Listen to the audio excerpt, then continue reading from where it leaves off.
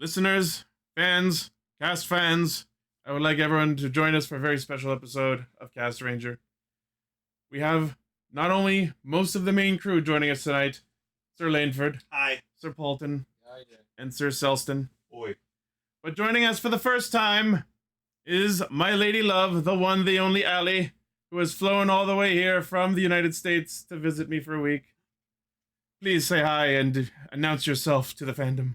Hi guys. You already know me because I've been here before, but obviously you've never heard me. woman, smooth Decker. Woman. We have Emily. She's a woman. I was like, what does Emily mean then? What happened to Emily? We've had other women on the show before too. Yeah, just screw Emily then, I The guess. girl is not Right? Emily. Emily is Emily. What? That's so true, Seven. Well, you guys know that anyone we get on the show needs to have a caster name. Mm-hmm. Oh god. Okay. And so I thought it would be very poetic and poignant if we put back into service a caster designation that has long been inactive. Mm. And so I would like Lane to be present as we hand Allie the title of the new pink caster, Yay! Yeah. Absolutely. complete with your own suit. 1000%. Let's fucking go. Let's see. There you go. There's you. Whoa! Ignore the rest of that. I declare, you can change the name if you want, but for the episode, you are Pink Caster Froggy Alley. Yay! Very cool. That's close enough. Just a frog head over.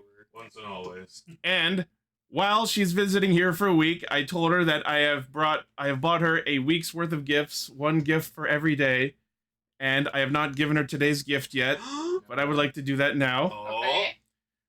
Because I know you love Garo, and that is our featured topic for this week, which is why we're talking about it. Uh-huh. Your gift for today is this. Ooh! Oh my gosh! Oh shit! It's a Zaruba Oh ring! my god, Oh, Zaruba! fuck! I That's love awesome. Zaruba! It's awesome. No. That's so cool! That's fucking I love badass. it! Oh, that's awesome! It just starts I talking love like that's what you him. think, Keiji. We have sealed a contract. You have to fight horrors now. No, it can't. It's not the CSM one, Decker. No, it's just a little He can't talk. cheap one I've got somewhere. Then what's the point? There people say it's an engagement ring. Listen, they just met, all right?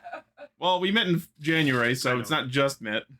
Person. Jerry in the chat says, Allie, thank you for giving me a reason to watch more Garo. Hell yeah. Garo's the best one. Right? See, you come to Garo for the boobs, but you stay for the Garo. That phrasing could have been chosen better. Yeah. You come to Garo for the We did just boobs? watch the movie and there were tits. So, I There- feel like that was perfectly phrased. I think that's accurate. Do you have a ritual when it comes to being pink caster that pass like an oath? I don't know. Yeah, we're gonna do like the power transfer ceremony with the fucking sword from another planet? You have my blessing to be pink It's caster. like in pinkest day and pinkest night, pink, pinky, pinky, pinky, pink. There you go. Yeah. Alright, cool. Ellie is the pinkiest of the pink. Anyway, cue the roll call!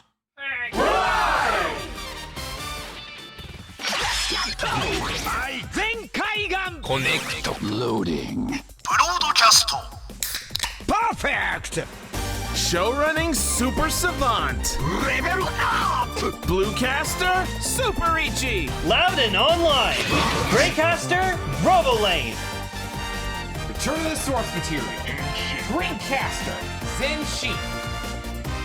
Trauma Inducer, Northcaster, Saga, Combining comedy and critique. On air since 2014. Sentai Castranger. Welcome to Radio Sentai Castranger, episode 588. I got the number correct this time. I fucked it up last week. It's a fucking Carablast of an episode! It's episode Beetle Baby. God dang! Oh, the shiny's weird. I like it. It's different. Nah, I still like the colors. Episode Beetle Blast. It does look like a Beetleborgs mascot character. Right? Yes. Or like what they would have turned into instead of the actual insects and metallics. Do I like it considering it's blue? It's pretty cool. It looks more green. That's the Well, that's the shiny. The normal one's blue. Oh, the normal one's blue. Okay. See, I don't know fuck shit about this. It's just attack if he was alive. Yeah. Only And since it's tiny, it's Gatik. It's a Tick. Zector. It's Oh alive. god. Dick. Well, what's bigger, a tick or an ant? Well, It depends. I mean, if a tick sucks your blood, It it's will like- be, yeah, that's what. Okay, a tick will be smaller at the start, usually. What about the tick? Well, he's bigger than anyone. Spoon! Anyways, for those who might not have heard us before, we're a gaggle of mostly Toronto-based tokusatsu enthusiasts who She's California-based. yeah, who get together every week to talk about Kamen Rider, Project RED, and a third thing. Actually, you get to experience In-N-Out Burger. I'm jealous. I always want to try that. There's a place It's by my actually house. pretty good, but I mean the fries suck ass. Though.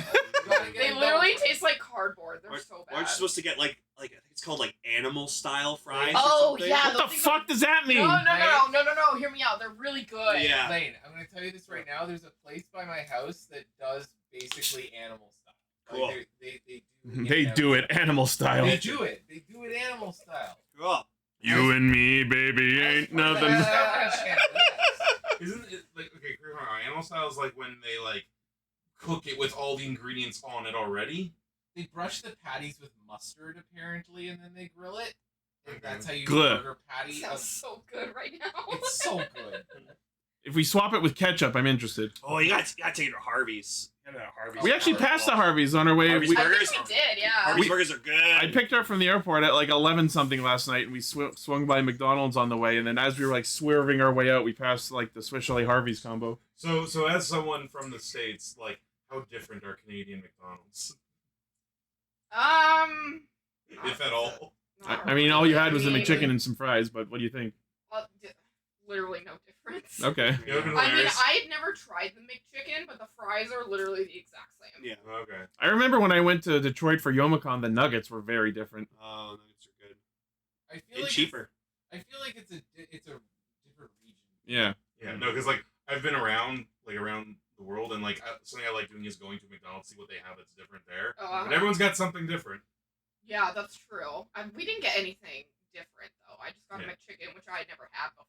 I was just wondering if like there was an item that just isn't in the States, and like now, as always, Canada just gets what America gets. Basically. I mean, we're practically neighbors, I mean- so.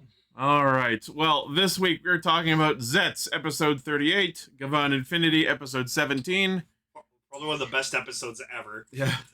And our featured topic is the first theatrical Garo movie, Red Requiem. Man, this got a theatrical release. This Right. movie was the tits. Literally. It sure It was. had the tits. I'll say Several.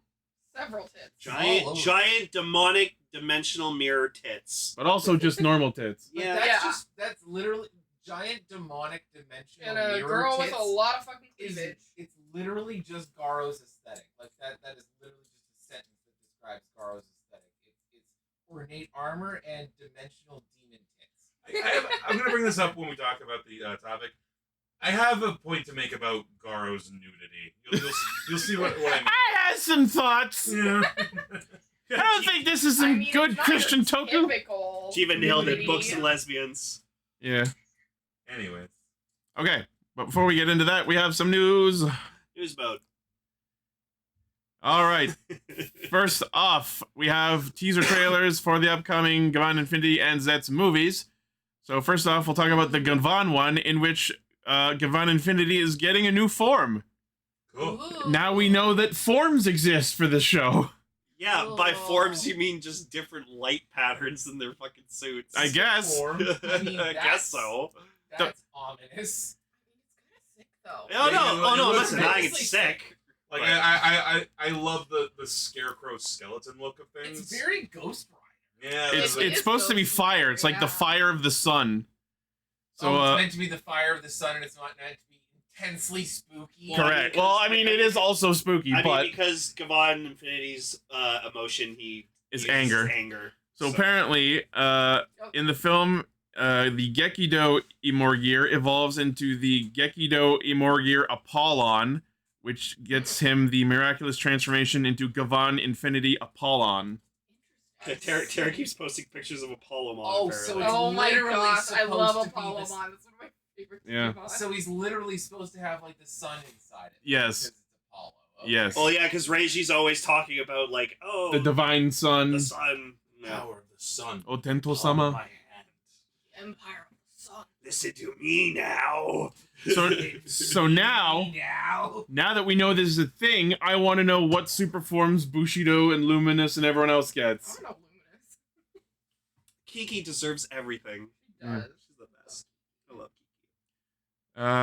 Kiki. Yeah. So this is happening in the Zeztz and Gavan Infinity Double Hero Summers Movie 2026, releasing July 24th in Japan, and then an overseas release in the future. Cool.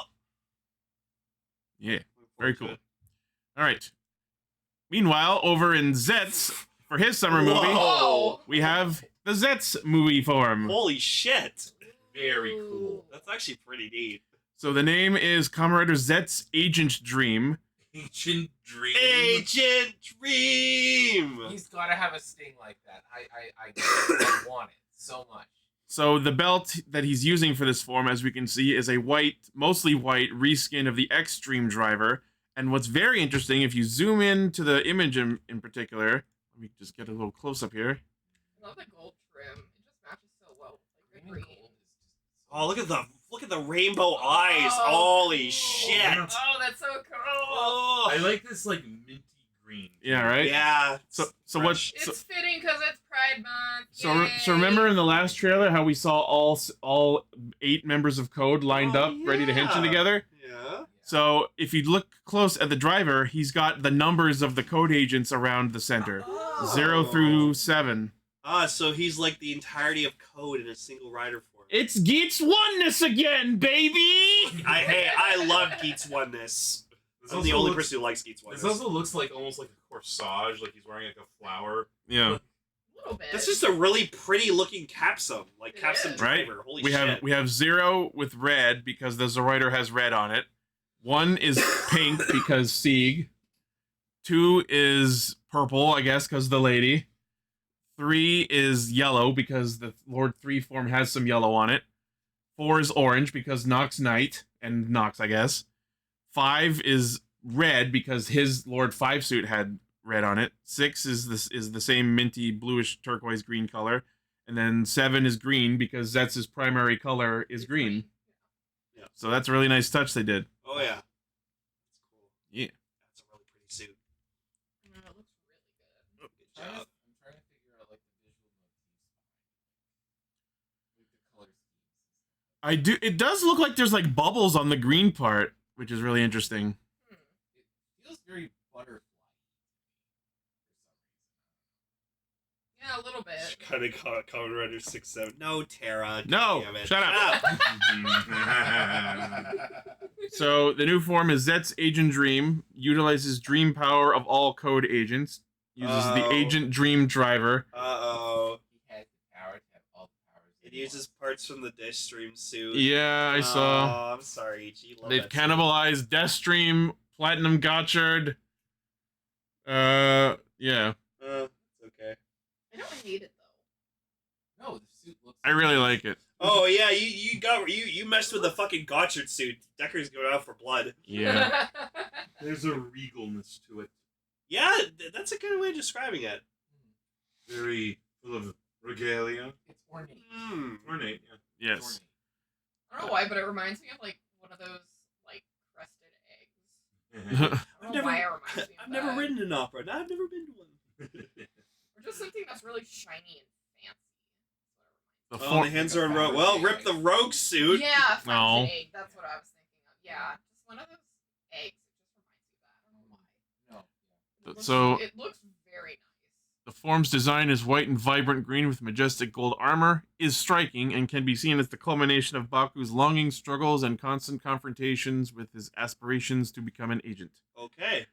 Trailer also revealed first week attendee bonus item, a 2-card set and agent card case. 30,000 sets limited nationwide during the first week of the film. Includes 2 cards featuring Zeztz and Mugen, who is the movie exclusive rider, and a special agent card case. So yes, same release date as the Infinity movie. Cool. Very No, cool. I don't think I get any of those like emotion-based protagonist motivations from this suit in particular. I don't feel like I get that from this. I think it looks very nice, but when I hear them talking about what it means to him as a character, I'm like, okay, I'm not entirely sure. as to why. Sure. Just schlock But a for the factor movie. in that is you also haven't watched the entire show. That's true. I have the gist. Yeah. All right. Next, in Zeztz toy release news, we have the DX Legend Rider Capsum Random Box Tag Rider Sparky version sets. Oh, I see Black and Shadow Moon, and I'm here for it. really scraping the bottom of the barrel with these fucking capsules now. I'm wondering if they're actually called Sparky version or if they meant to say Sparkly version. No, My it's, God, I think it's you're right. Japan. They mean Sparky. Get him, Sparky! Sparkly. Sick Sparky. Mr. Sparkly. Mr. Sparky! Thanks a lot, Fishbowl. All right, so the sparkling Legend Rider capsums feature 2 Kamen Riders or a Kamen Rider adjacent character in one capsum. Oh, that's interesting. So it's 2 riders in one, and not just double. Oh, so it's like the primary and Revice. secondary riders? I guess we'll run through the list here and see. That does explain why Black and Shadow Moon. Yeah, like Zeztz and Nox, Build and Cross, Black and Shadow Moon, Sure. Black and Tan. Makes sense. So this is a random box. You get 1 capsum in each box, and they do work in the DX Zeztz driver. All right, so version 1 comes with sparkly versions of Ichigo and Nigo, Black and Shadow Moon, Kuga and Goram, Agito and G3, Ryuki and Knight, Faiz and Kaiza, Blade and Garen, Eat It, Chalice Lovers, Hibiki and Ibuki, Kabuto and Gatak, Deno and Zeranos, Kiva and Ixa, Decade and The End, Double and Excel, O's and Birth, Forze and Meteor. So I can't help but notice that a lot of these are like the primary rider and the That's secondary entirely the rider. motif, yes. I look at Black and Shadow Moon and I'm like, what? Show me the other secondary rider. Yeah, show me the other secondary rider of Black. Hey, I have been debating with Raven for years whether or not Shadow Moon even constitutes as a rider. I think they officially did make him a rider. Did they? Yeah. Oh, cool. then They I'm right. said he's- Okay, look, it does say Hell spark. yeah, I'm right. Hold on, wait, it does say sparkly version in this image, so the article fucked up. Okay, so they are, yeah. Oops. I like Sparky version more. All right. So that's just the first set. Each box, you get one random one from that whole list. Each box is 660 yen, July 4th release. Then we have version 2. Comes with sparkly versions of the following: Wizard and Beast, Gaiman Baron, Drive and Mock, Ghost and Spectre, Exade and Brave, Build and Cross, Zeo and Gates, 01 and Vulcan, Saber and Blades, Revi and Vice. Interesting choice. Not Revive Vice and Live? It should have been like Revice and Live. Yeah. Gotchard and Majade, Gavan Valen, Zeztz and Nox, and then a Zeztz and Dawn one. And Kevin Bacon. Interesting that they decided to make one of Zeztz and Dawn. Eh, I guess they get extra privilege because they're the current show. that's They're right. just printing money, guys. We're in the money. Now we're gonna start a whole other fucking, like, Garen or Chalice is the secondary rider argument because technically Dawn, quote-unquote, joined the team before Nox did. Yeah, he has his Henshin as, like, the manifestation of Dawn, so it doesn't count. It doesn't count. I'm pretty firmly on the Nox side, if that argument starts. Yeah. Alright. Just picturing the people behind the scenes, like, who just know this is gonna make the nerds do exactly this, going Yeah, there's Daichi seeing that he's not on the capsule. No, you know what the better comparison to this is? It's not the Garen or Chalice argument, it's the B or Gatak argument. Right? The B was the second rider to show up in Kabuto. Gatak showed up way the fuck later, but we all count him as the secondary. But none of the people who were the B were the secondary protagonists. That True. Was the dummy. So, Yeah. yeah, I have no idea what they're talking about either. It's called playing with tropes, guys. It's called being nuanced. Okay. That's what we're here for. Alright, so yes, this set is also 660 yen, July 4th release. Sparkly. Or Sparky. Decker the Check technically revises the secondary because Vale showed up first. Go fuck yourself. No. Alright. Next, so my usual website didn't have articles for these next few, but we have the announcement of the DX Ames Shot Riser High Spec Belt, which is, as you can expect, just the belt and not the actual driver. It's just an upgrade for the belt so you can wear it being an adult. Oh, CSM Shot Riser would be so cool. Yeah. Shot Rise. So it's on Tokollectibles for $150, whatever that means to you. It's releasing in October. High-spec belt strap is a premium screen-accurate enhancement part designed exclusively for the DX Aim Shot Riser. Built for adult collectors. Supports 25 to 35-inch waists. That's 73 to 90 centimeters. There you go. Yeah, but again, this is like one of those the shitty you have to like strap it in the middle belts. Yeah. Clip-on, so it's stupid. It's a clip-on. I still It's a remember. strap-on. I still remember modifying your rider belts. Oh yeah, remember the old days of zip ties? Yep, zip ties and duct. I'll still Oh, never God. forget when I was thin enough to be able to wear a DX double driver around my waist unmodded. I did that one time. You freaking pencil. And not as much anymore, unfortunately.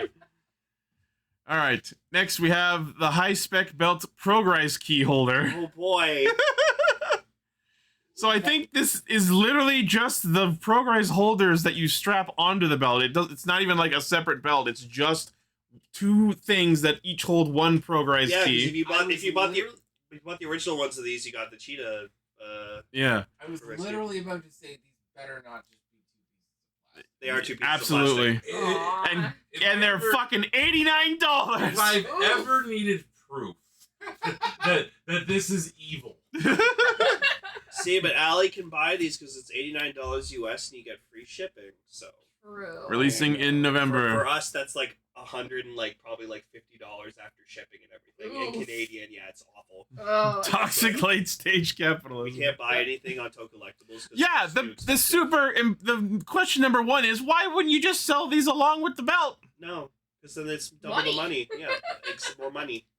Tara says where. Greedy bastards. Tara says for Allie to have me wear these when we go on a date. Oh my gosh.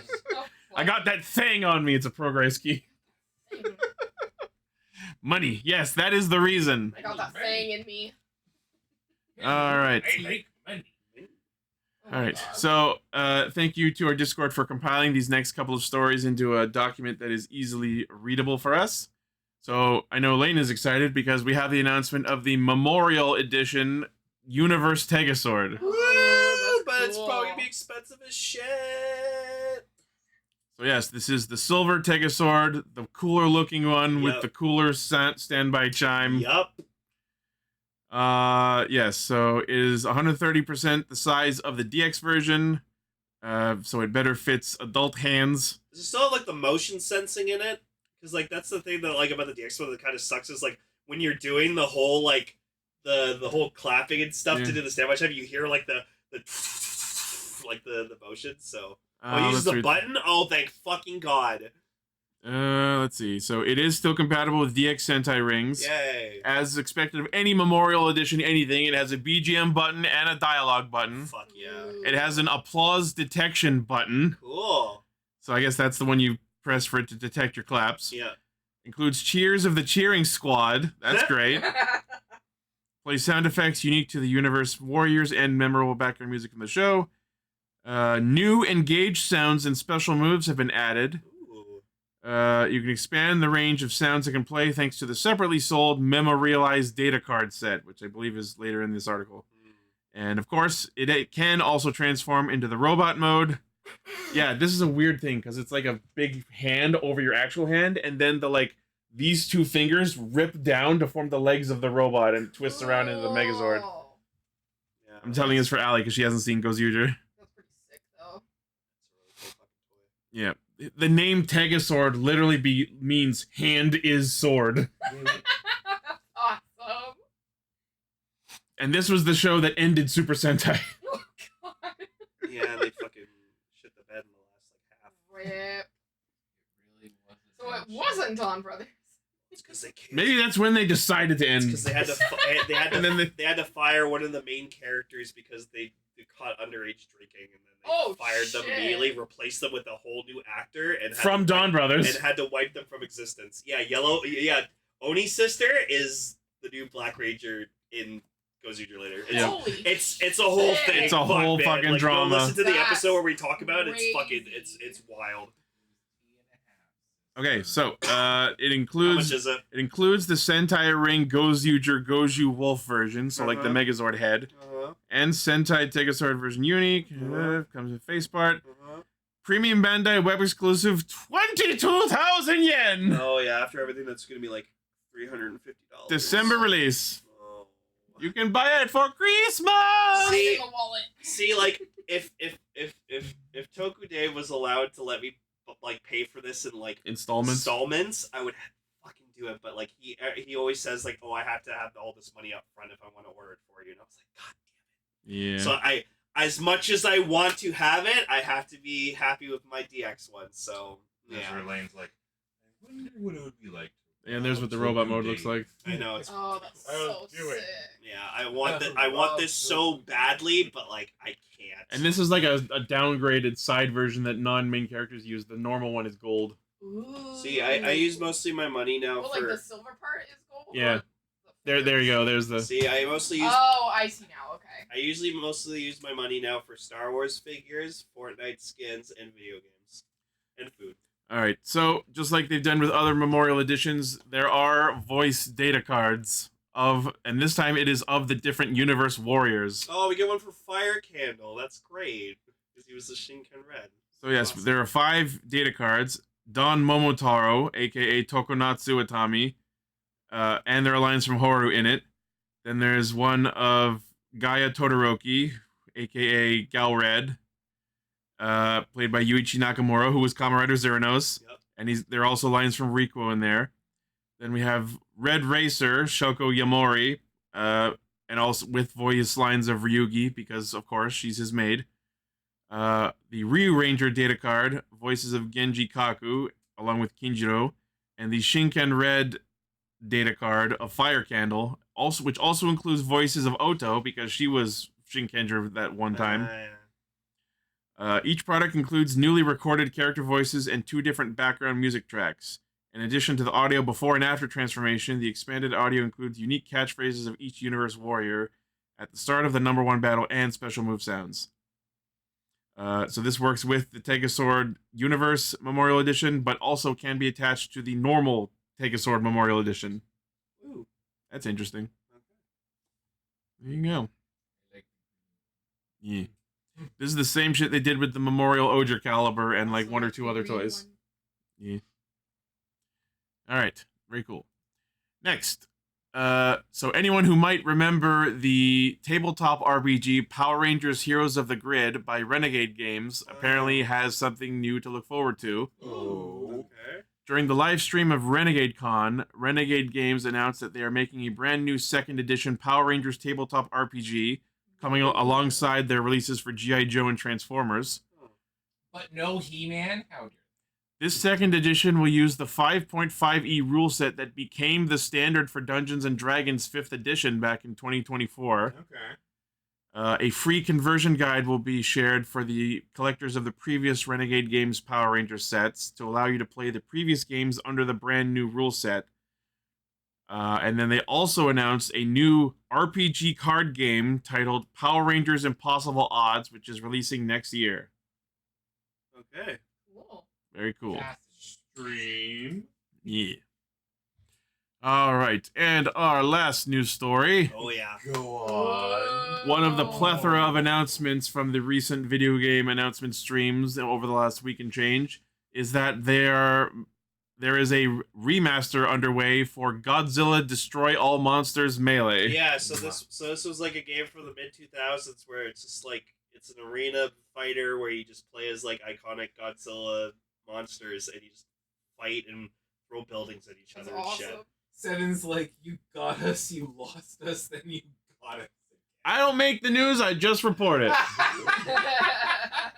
But yeah, this is a game I always wanted to play because, like, unfortunately, when I was growing up, I never got to own an Xbox, PS2, or GameCube, so I never got to play all these I games. played the shit out of this on GameCube. Yeah. So good. So yeah, this was released on the GameCube and on the Xbox. Yeah, I used, you know who my main was for this lane? Gagan. yeah. Because he had this great move where he would use his hook hands to throw you up in the air, and then, like, you'd fall on his saw chest. Oh, It cool. was great. Oh, that's sick. Yeah, of course, I'm going to be mating my boy Mechagodzilla, Which one? Like, Well, supposedly, originally they used to have the Heisei one, but apparently they're swapping him out with the Showa era one. So which I say just have all three. I was like, why not all of them? that's too much power even for Mechagodzilla. So I would no. like to play as Mega. If they're going to the effort to add a model in that wasn't there before, why not just also keep the other model and make them skins for each other, That's or what like I mean. Echo Fighters or some shit? I mean, if they want to be really cool, they should add Jet Jaguar because that'd be He awesome. was in That would the be fun. Xbox version, I think. Really? He was in one of the versions.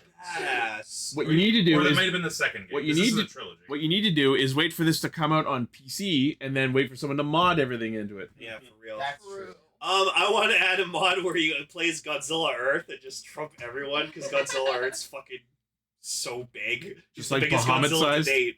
No, Godzilla Earth's fucking massive. It's bigger than like the closest comes up to like its knee. Yeah, he's my favorite Godzilla because he's just so cool. So obviously this will have local multiplayer, but this new version will also have online multiplayer. Yeah, so apparently the local Whoa. multiplayer is like you can do I think 4v4. Yeah, no, that was awesome about this game. Do you mean 2v2 or is it 8 Or players? yeah, No. I think 2v2. Yeah, sorry, Okay. yeah, like 4 players max. Yeah, and then online I think is 1v1. So. That's fucking cool. Yeah, that was great. Like, And then they have a destruct mode where you can literally just go around the map and just like destroy the cities and shit. So Nice. it's a great game. Just Yeah. Getting out your anger. The second one is really good too, and the third one is kind of eh. also in little news, there's a game called like Giga Bash where it's like a kind of new monster arena fight. It's been out for a few years now, but they've added like Godzilla and like Ultraman and stuff like that. So recently remember they just hearing about announced they announced they're adding Ultraman Zero and Belial. So that's really fucking cool. So that's gonna be fun. I love like the memes that have come out of this though, like how it's like Grand Theft Auto 6 was supposed to be the champion of this year, but then along came Godzilla Remastered and Barbie Rewind. Yeah, those two are the only games coming out in November to compete with GTA 6. Every other game is either coming out before GTA 6 or after GTA 6. So We shall see. it's hilarious. It's so I mean, funny. Crimson Desert's just gonna win. True. But yeah, Godzilla Destroy All Monsters Melee Remastered. I will be picking it up. It will be coming out November 3rd for PS5, Xbox SS, Nintendo Switch 2, and Steam. And there will be physical releases for PS5 and Switch 2. I too We're gonna be would playing buy this. We should do a video of us playing this together. So That would be down, man. fun. Oh, I'm down. I That will would be fun, purchase yeah. this product. I would like to purchase the product. We should hang out and play the original first. And then One play the remake. capitalism. Bring up the old game. We could do that. Bring up the old GameCube. Or I can emulate it. All right, cool. Very excited. I was not expecting this, and that's awesome. We finally got a remaster of Melee. It just wasn't the Melee people wanted. They will never put Melee on Nintendo Switch Online because they want everyone to play Ultimate. We are smack dab, by the way, in a smorgasbord of eating at Godzilla's table. We've been doing so for 2 years now, No, yeah, we've been chowing. and we shall continue for a little longer. I think. Absolutely fucking chowing. Love it. All right, and that is the news. All right. All right, Ali, you can go home now. Yeah, we got the plane ready for you. The plane's waiting outside. Wow, just for that to get the fuck out of our Okay. country. Bruh, she hasn't even been here for 24 hours. She stole my old color. Okay. I asked you. I'm That you pissed. said I could have. Yeah, Wow, I was there's just a being whole nice for jealousy Ichi's stuff. sake. That is some BS. He was showing you Canadian hospitality. Exactly. I'm sorry. That's another Canadian hospitality. Sorry. I'm sorry. Stab someone. Tara says Ichi is King Ghidorah or Mothra. No, I think Emily's got dibs on Mothra. Yeah, no, Emily's the Mothra lover. Yeah. I'm King Fucking Ghidorah. Jerry. Alright, anyways, I'm on it.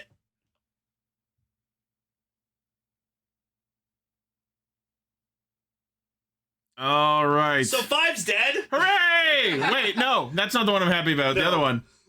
Yeah, 3's dead. Okay, Woo! we need to talk about this right away because we saw that conversation where 5 quits code and walks out. Yeah. And then he gets into his fucking car, and the second he sits in his car, I say out loud to everyone, that car's about to blow up, isn't it? Oh, Absolutely. Boom! but it was The even build better. up, the build up. The build up. Yeah. Because, like, The moment we saw the car, I think you knew.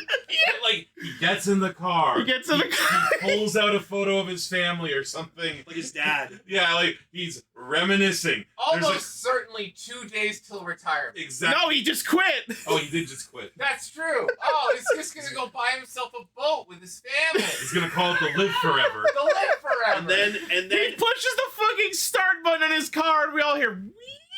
And I'm like, oh, boom! Fuck yeah! it's hilarious that 6 blew up in a thing of goop, and 5 just blew up. Yeah, no, there was no visible goop, so now that's still unanswered. All that was left of him was his ring. Yeah, That's all we got. You know what I want to edit that scene lane. So it's like the first Godfather with Apollina, where like she's in the car. Ammonia, no! No! Just blowing up. Just Al Pacino running towards a car frantically. Like, hey, we got green screen now. Decker, is that the new Lord Invoker Memorial Edition? Also, I just want to say, because it was a modern car, he like pushed a button. It yeah, doesn't have the same oomph as turning a key. yeah. My car's from 2010, so I'm still not used to the idea of people having to push buttons to start their cars. How is that not a security risk? Well, you have to have the key in the car for it to work. All right, The fob communicates with the system. Yeah. fabulous. That's why himself to death. That's why when I'm like flying down the highway, Oh, I I throw get my it. key out the window. I get it, Wolf, because he used the shot capsum. Yes, That's funny. Alright.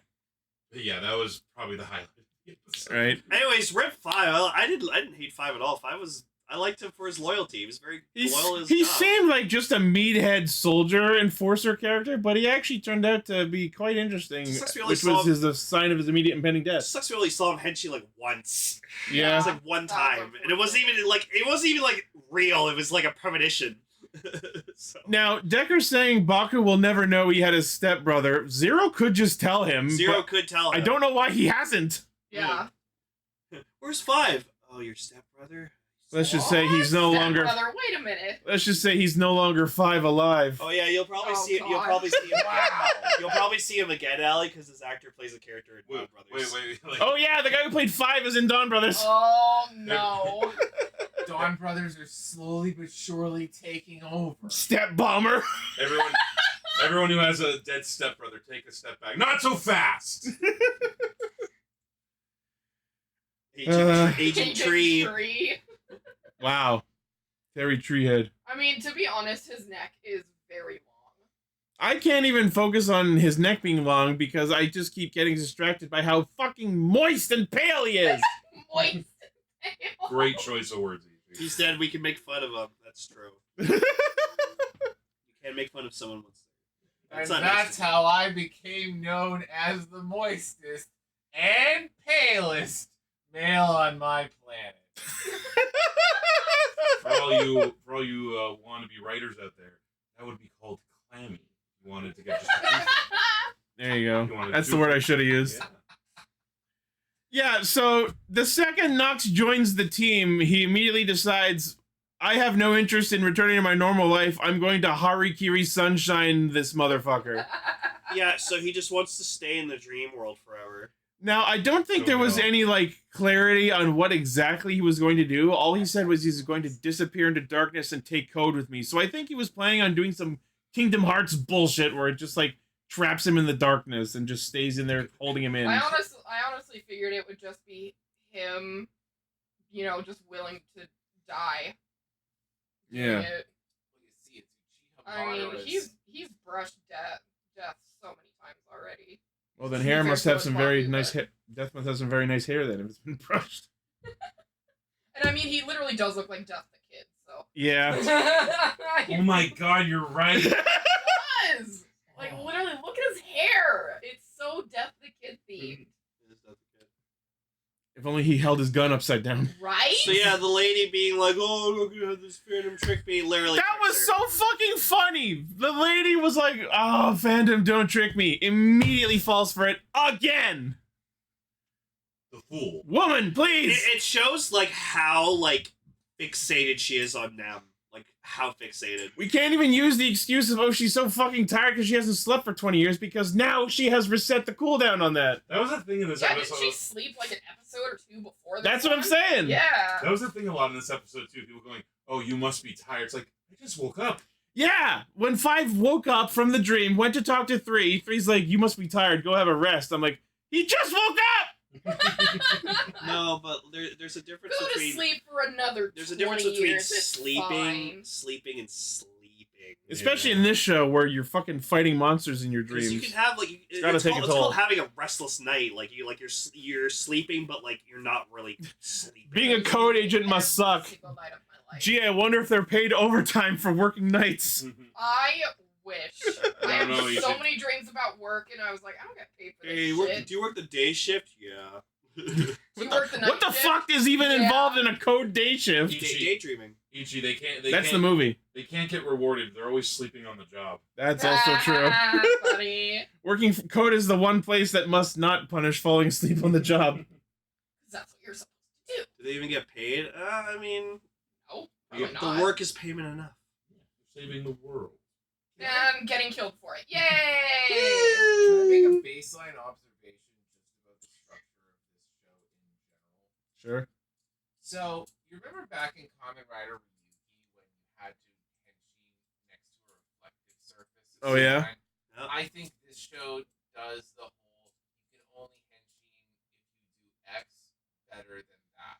It is interesting that 99% of the show, they only henshin and fight in dreams. There has been like 1, maybe 2 exceptions, but that's like final form super abilities. Yeah, like it just Yeah, works. because Baku did that recently. When he got X Dream, he Yeah, henshined IRL. Yeah, he did it. It's so IRL. strong it can just do it IRL. Yeah, because I remember in the premonition, like we like in episode, I think it was episode 2, where There was an like, episode during the first arc where it looked like he was henshining IRL. Yeah, they were like, oh fuck, and then, But, like, And then none of that it mattered. didn't happen. But like a thing that I've always found frustrating about Kamen Rider Ryuki is the whole The limitation. yeah, it feels arbitrary and kind of stupid. It's the Where- funniest thing about that is when 2 riders were about to fight, they're like, all right, let's go. Let's peacefully sidle up to this glass and then henshin and then go get in our bikes and then Let's travel see into the what mirror I world would do and is now we'll fight. Keep a pocket travel-sized mirror and then bring it down and be like, ugh. It's Still really counts. It's really silly, and I don't think it quite works. I think that this is a much better and more perfected version of that trope, where like there's an additional limitation that you have to fulfill before henshin. Yeah. Also, just to give people context on everyone's levels of familiarity with the show, Ali actually put in a lot of hours over the last couple of weeks catching up with Zeztz. Yes. So she is fully caught up. Damn. Paul has not seen every episode, but Yeah. has kind of gotten the gist of it from what he has seen. I have enough that I can participate in a conversation. Cell's also Cell here. likes it. I like He Cell. likes what he's seen. Yeah, I heard your impression of me the other day, Lane. I remember when I did. The face you just made. And I love cells. I love cells. They do make Not him, body cells. I don't even remember what I did. No, Lane, I was kidding. I love the mitochondria. That's. That's my Powerhouse powerhouse. of The the cells. cells. I resisted saying it. Now, Lane, you know what your impression of me was? Oh, look at me, I'm Cell. I don't know a lot about Kamen Rider, but I make up for it by having a very strong upper body. Which I do Wow. say. That's true. He does say that. It's like he's really here. I remember when you mentioned mitochondria, I was like, how do I make a Parasite Eve reference? You know what? Well, you just did. You know what? If you had a Hisatsu, it would be a right hook that you would call the mitochondria because that is the powerhouse of the cell. But it would be spelled MIGHT-O-chondria. Precisely that. Mitochondria. Yes. Okay, so Nox's plan is basically to invoke a fully separate second shadow that has been haunting his subconscious, I guess, that was never mentioned beforehand. The Midnight Shadow Nightmare. As one might have predicted by looking at it, immediate favorite nightmare in the show. Oh yeah, it's, Okay. It's so my color scheme. I like it a lot. I didn't realize he just had pants. Yeah. This is a reskin of the Shadow Nightmare from earlier. Like Ichi and Lane just fused Yeah, see, that's the normal Shadow Nightmare from earlier, so this one is a reskin of It it. became an armored Keyblade wielder. Kind of! He's got that kind of like Vanitas head. Right? They look like corrupted Vanitas type characters. Yes. Actually, Lane, like, you would know more than me. This almost looks like an evil Ultraman. A little bit. Like a little Belial-ish going on. Kinda, yeah. Belialsome. A little Belial. Just a touch Belialsome. So, I hope everyone loves fake night shots, because good God did this show make use of them. Oh yeah. Like I said, it's bad, but it's not Ultraman Ginga episode 3 bad. The sun's just blazing. Oh, So- you could tell. So, because they mentioned that they're in Nox's subconscious when they meet up back with him, but all they did was, like, drive their car a few blocks, I think what happened is, because Nox is also, quote-unquote, logged into the shared dream reality of Code Somnia, I guess just, like, that city block of the dream world was where Nox's subconscious was connected to, and the second they entered, like, the region and zoned into his subconscious, the night effects kick in. So that's what I'm guessing is the cosmology of it all. I like seeing the moon get like. Yeah, the fucking moon goes black! That was kind of cool. sick, That's though. fucking cool. I love that the moon specifically looks like it's got a bite taken out of it. Yeah. Like, normally when you're looking at the moon like that, it's like, oh, there's a bunch of shadows covering what I'm supposed to look. No, it's literally like bitten It's into cool a because Yeah, one it of the looks final. like a giant thing of cheese. Because one of the final shots in the And opening. it makes me hungry. One of the final shots in the opening is like Baku like taking it out of the sky and eating it like a piece of candy. Like a Oh gummy. my gosh. Yeah. It's pretty cool. See, now, if we were experiencing this in, like, a video game, where, you know how there's some open world games where the second you walk into a specific area, the fucking skybox changes? I would love to have, like, a game of this and just, like, walk back and forth across the barrier and watch the sky go night dark, bright dark, bright dark. That would be kind of funny. Australia, America. Daytime. Australia, America. Daytime. Yeah. Yes, so we're in Nox's subconscious, and he meets the Midnight Shadow Nightmare. And then we get an actually pretty solid and solemn and heartfelt conversation between Fujimi and Odaka. Maybe the first one they've genuinely had, and it's signified by him taking off his fucking police trench coat. Yeah. Also, it was really cool that like it's like Nox just like it's like you're fucking under influence of all this shit. You're still like fucking on all this shit, and like Baku's like, yeah, because it doesn't matter if you're controlled and dreaming stuff. You're still you. Except for those two weebs that 5 turned into animals. I did like that whole thing. We're gonna go by Kingdom Hearts rules. They didn't have strong enough wills. Right. This was the conversation where he was like, "What do you think you're gonna do by dying?" Yeah. That was this one, right? Yeah. And you know, we were joking about this like kind of while we were watching, but it's like, wow, Godzilla -1 really was a positive, didn't it? Because it made everyone go, maybe you don't need to die to make a difference. Yeah. King Nox Hearts. Can you Nox not, Hearts, can you that's not funny. die, please? So yeah, Nox. Yeah, if you could just not die. Nox, like, the Midnight Nightmare just, like, turns into a fucking Kingdom Hearts-ass portal into the darkness, and Nox punches his way into it, which I guess counts as defeating it, and it turns it into the Beyblade capsule. I mean, the Midnight Shadow capsule. No, I think you mean the Beyblade capsule. Yeah. It's okay to say what you mean. Yeah.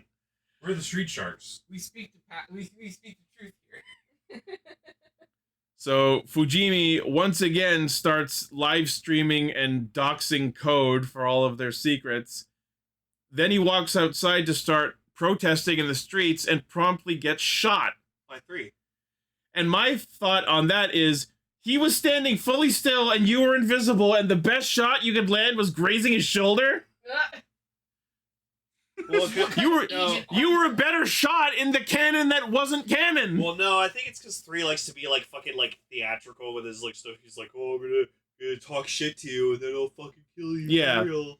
3's greatest failure is his flair Is for himself. monologuing. Yeah. Like a proper Disney villain. Yeah, it's that syndrome. Don't blame him. He hasn't drank enough blood yet. He does kind of feel like a vamp. He's He so really close to does. being a vampire. He really does. He Precious he blood. kind of did like suck Nox's energy out of him to power up his capsule. That is true. That is something he did. Just get him Snickers. 3 needs a Snickers. He really does. Yep. Currently, he's being played by Joe So yes, it cycles back today, and then we get the very, very cool henshin of Kamen Rider Nox Midnight Shadow. Oh boy, Nox finally has a good suit. I Suit mean, looks it's so okay. good. It's just the Nox suit, and then he has the Midnight Shadow tire from Drive On. I was about to ask, isn't Midnight Shadow a drive? Yes, thing? Yeah. that was one of Drive's first forms. Shadow. Shadow. With the helmet. I mean, I like the love color helmets. scheme a So lot. I fun. love the helmet. Like I like helmets with like spikies. Me too. One thing The I like. shoulders too. That's so sick. One thing that I like about the suits in Zeztz is how form-fitting they are Oh my and god, how he does look like an Oreo. He really does. the plates don't look as plastic. Like they still look plastic, but they look more flush with the rest of the suit. It's very slim fit. My biggest change with regards to this suit versus Nox's other suits is Nox Knight was kind of cool with the white and orange, but I always disliked how the Lord suits had that visor blocking the eyes. And then Kamen Rider Nox, it was an improvement, but the thing that I disliked is you could, if you were paying attention during the henshin, you can see where the old mold of the Nox Knight visor completely just cuts into the more rounded visor on the Kamen Rider Nox suit. And They attempted to make it like a smooth, seamless transition, but you could absolutely see where it changed models. and also he's minty fresh and an essential part of morning oral hygiene. Yep. And then we have the Midnight Shadow suit, which I think 100% solved that problem. Oh yeah. The visor on the Midnight suit looks absolutely fantastic. So now it's just a gun. And like the sequence during his henshin where the visor's like straight up Deno style, just like onto the helmet. Beautiful. Love that shit. I love it when helmets form in like stages. You know what I mean? Yeah, Yeah. Ixa was a big on that. Exactly.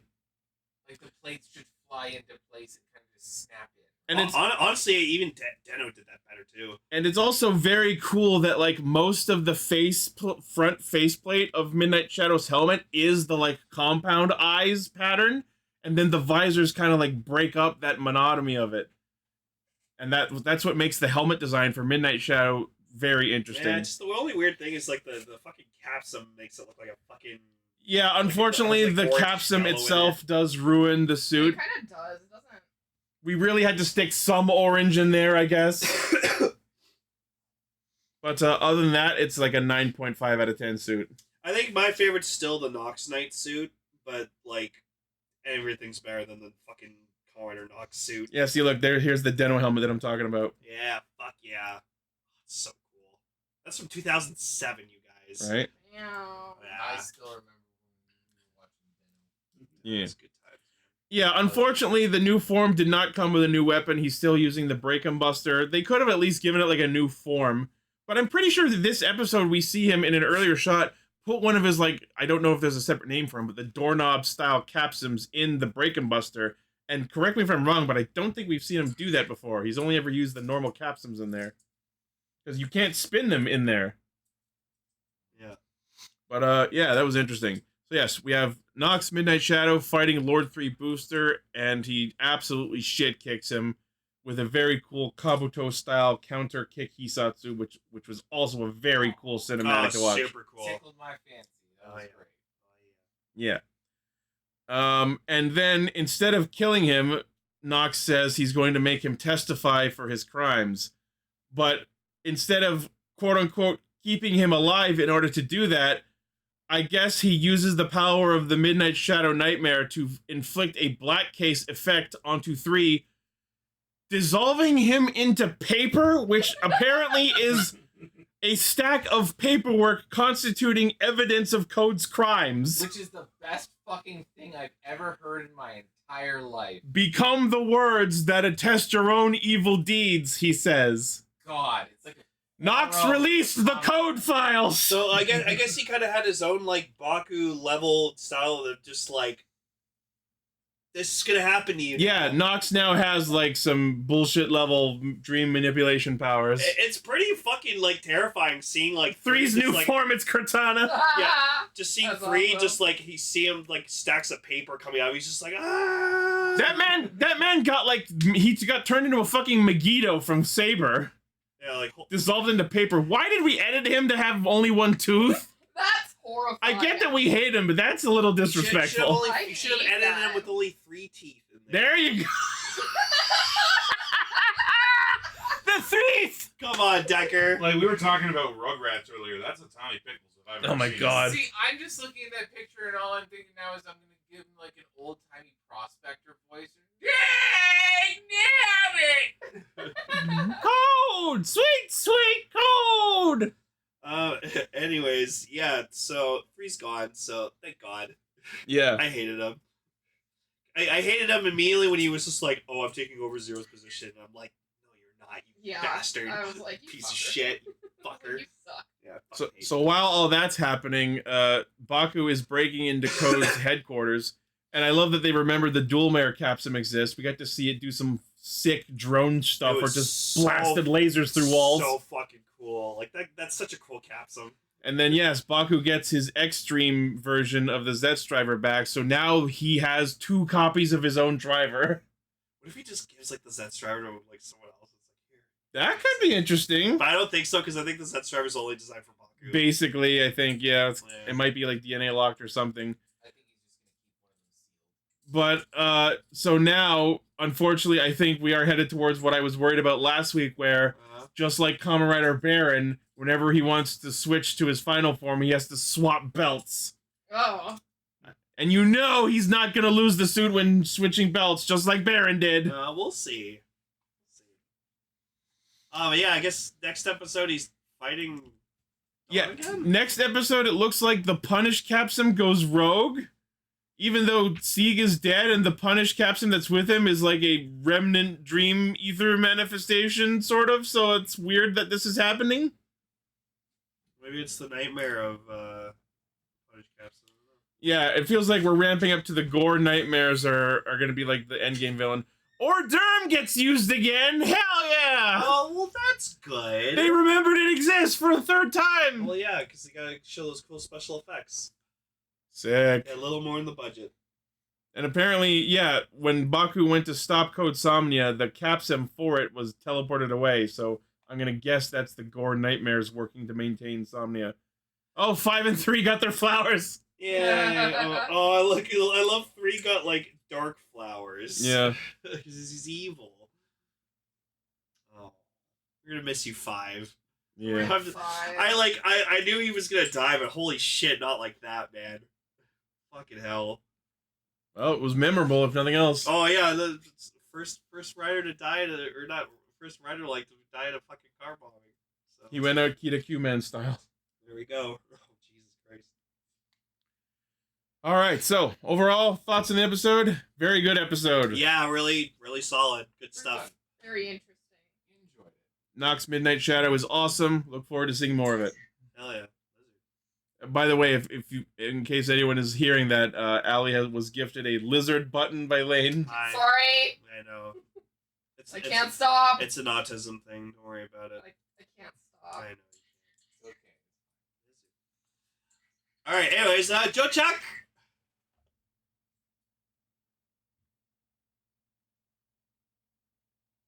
Oh my God, this episode was fucking fantastic. The only thing that was missing was the package should have also been a Gavan.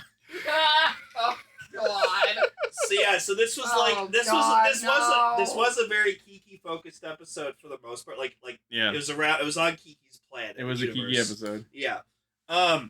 So basically, like it starts with like them like they arrested Fade. Yeah, So we like it's making us think, oh, Fade's like the main criminal in this episode, in this case, whatever they're trying to solve. But it's like no. some random asshole with the same energy as fucking Sato Taro from Build just apparently was responsible for what happened, but we'll get into what actually happened later. Oh my fucking God. Crazy. This guy's name was Yowaki, apparently. Yowaki. Because he's wacky! Uh-uh. I'm sorry. Should be. So yeah, so like Kiki's trying to fight, turns to the Luminous, and then like she's about to like get like stomped on by I forgot what The fucking Emons. the Emons, and then fucking It's short for emotional monster. gotcha. And then Reggie comes out of nowhere, saves the day because that's what he does. I'm sorry, Ichi. Is that true? Probably, Oh God, I hope it is. right? Well, they are spawned from the Emorgiers, which are emotion based, and they're called They're Emons. Monsters. So, and they're monsters, so emotional monsters make sense. Look at my girls coming in to save the day.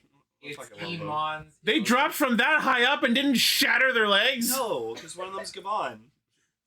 And what about the other one? She's Gavan's friend. Emons, emotional monsters. Yes, when Infnity jumped in to help, he used his jump jets again. 2 episodes in a row, baby. Yeah, he like headbutted the Emons with his jet. That was That rad. was pretty cool. Yeah, total Reggie move. So we find out that there's an asteroid headed to the planet, which makes me immediately go back and question what the fuck Fade and Yawaki were doing, because he had the Zyark Emorgier, which is the emotion of guilt, and its power is gravity control, and so far the only thing we've seen it do is drop things to increase their gravitational force. So what the fuck did they think they were going to do with a meteor or an asteroid headed towards the planet? Because all they could do with the Zyark battery is cause it to fall faster.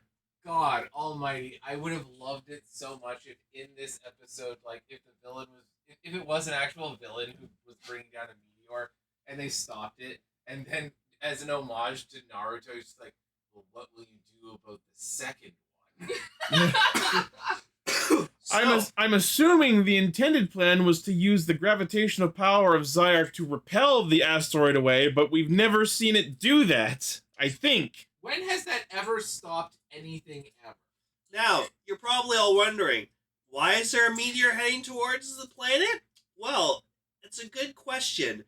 So this guy apparently goes on like a Galaxy eBay or online ordering site, A space online store. decides to order a birthday present for his grandma, and he orders it, A natural energy crystal. and it turns out to be an actual giant meteor. The description says somewhere between 1 and 10 kilometers in size. And he can't cancel it because it's already been ordered. And so there's just a giant meteor heading towards the planet in a box, by the way. In a literal space Amazon package. Amazon It's box. packed. It's fucking hilarious. It's got a label and everything. That's what won sell over for the episode. Was it was in a box. And my question, Yeah. once we find that out, that never gets answered, is what the fuck is this website? Space eBay. It's the literal dark web. It must be. Can Yeah. you imagine if it's something like the organization from Kirby right back at you? NME. It's, NME. it's evil Amazon, or as I like to call it, Amazon. Hey, they let me order shit for arriving the next day, and they give me a streaming service. They're not that bad. Yeah, but even though we pay for Prime Video, there's still fucking ads in it. I know. That's Oh, so I paid the lame. $3 extra. not and to have also a ads. tremendous amount of their content is actually on other streaming services, which you also have to subscribe to. Thanks, Jeff The only Bezos. things I go there to watch are things that aren't on other things. I'm currently watching Spider Noir. I know, to watch Stargate on Amazon, I have to subscribe to MGM Plus. So, like, basically, I'm spending an extra like $10 to fucking watch That's extra shit. what I'm talking No, about. I know. Once I'm done my Stargate journey, I'm unsubscribed from it. Anyways, So yeah, By the way, this is how the dinosaurs died. They ordered something. they ordered a they fucking misordered the package with their tiny dino hands. Yeah.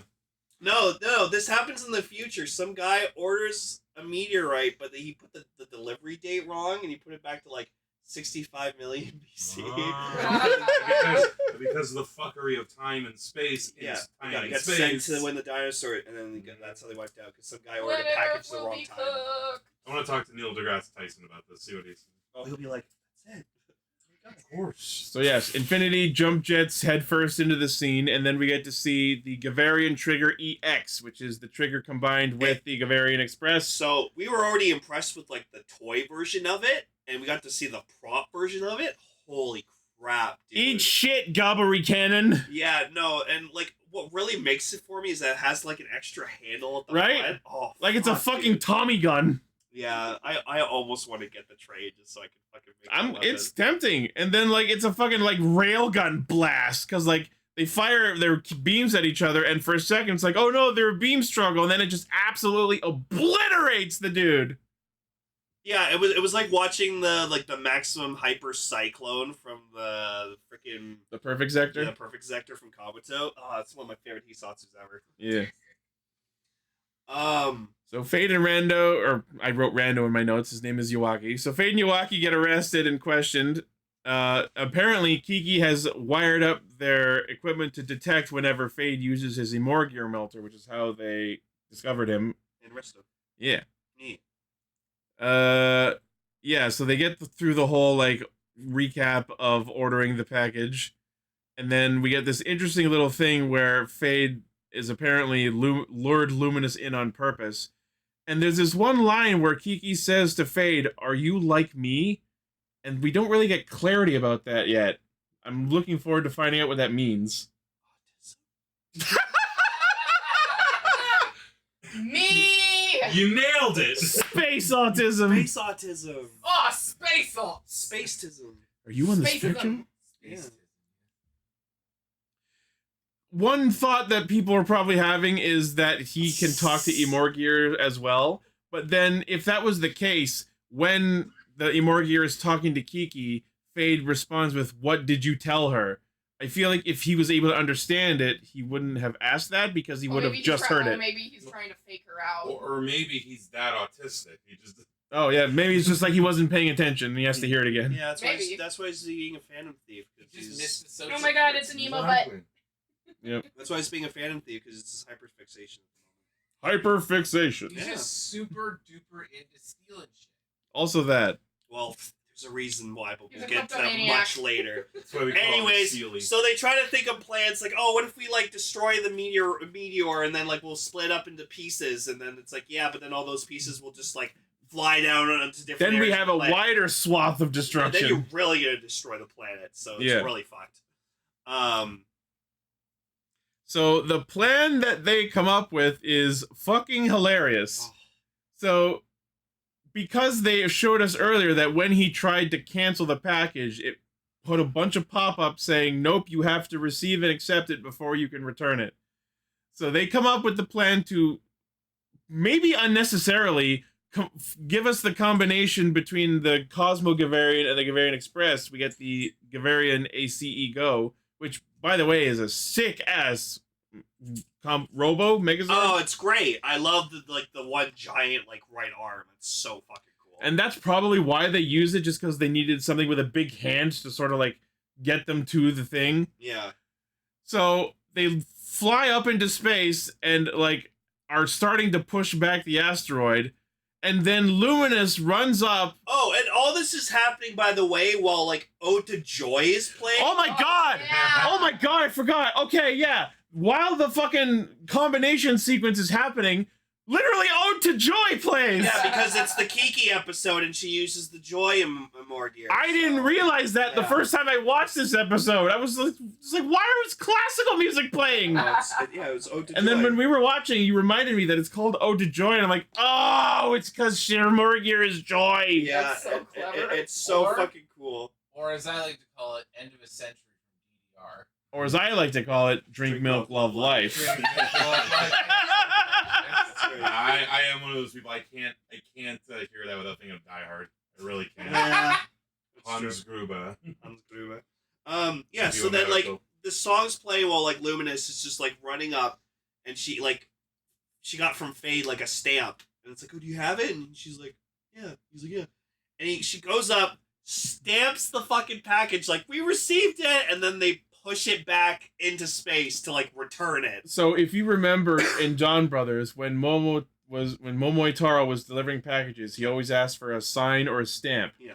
It's a thing in Japan that people will just have stamps in their houses that they use to stamp a package to mark it as accepted. That's crazy. So apparently, because the loophole of the website is you have to receive and accept the package before returns can be made, they came up with the plan to mark the package as accepted before it had reached the Earth, so that it would dissipate its like accelerational energy allowing them to promptly yeet it back into space and return it to sender. Yeah. Which I said, oh, so it originally came from Krypton. That's what happened. And thus the meteor was sent to Krypton. I said as it was getting rocketed backwards, I'm like, God, I hope they sent it in the correct direction. Anyways, it was fucking amazing. The direction it came from. Yeah, no. It's someone else's problem now. Somehow with each episode, the show just keeps getting better and better. I don't know how they're doing it. We never see where it came from, but I love to just imagine like whatever planet that sent it is just like looking up and just, mother, boom. So yeah. Anyway, so they've saved the Earth, and then now we get to the sad part. So Fade like escapes custody because of course he fucking does because he's a slippery motherfucker. And then we see him like in like normal clothes, and he gets home. We also discover his name is Nusumi Yu, which is hilarious because Nusumi is the Japanese word for steal. Oh, heck. So it's you steal. Yeah. Yeah. Yup. Wow. Or steal you. Steal you. And so he gets home, and there's like his grandma, and basically Oh no. we find out that like he's been like stealing and stuff because he needs to support his sick grandma who Seemingly has dementia? yeah, because like she's like, oh, like where's She my seems to have grandma? issues with memory. She Yeah. thinks the grandfather's still around. And there's that like death picture. Of Yeah, with the memorial, and then Yep. like he's like, oh yeah, he should be home like soon, and But it's like, why does- aw. But why doesn't he just go learn how to play golf from Apollo Creed? So it looks like what the show really stole from us was our feelings. And then like, Right. and then there's like a really like kind of like really like fucked up thing a little bit where it just like he goes to his grandma. He's just like, Grandma, do you love me?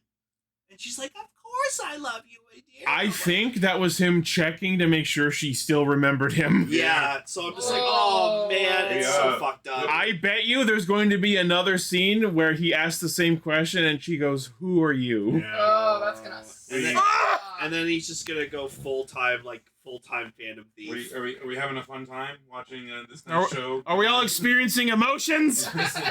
This fun show about space cops. I thought Bushido had the you want Saturn some? gear. Yeah. Tears in your water. I've activated fucking Hiso.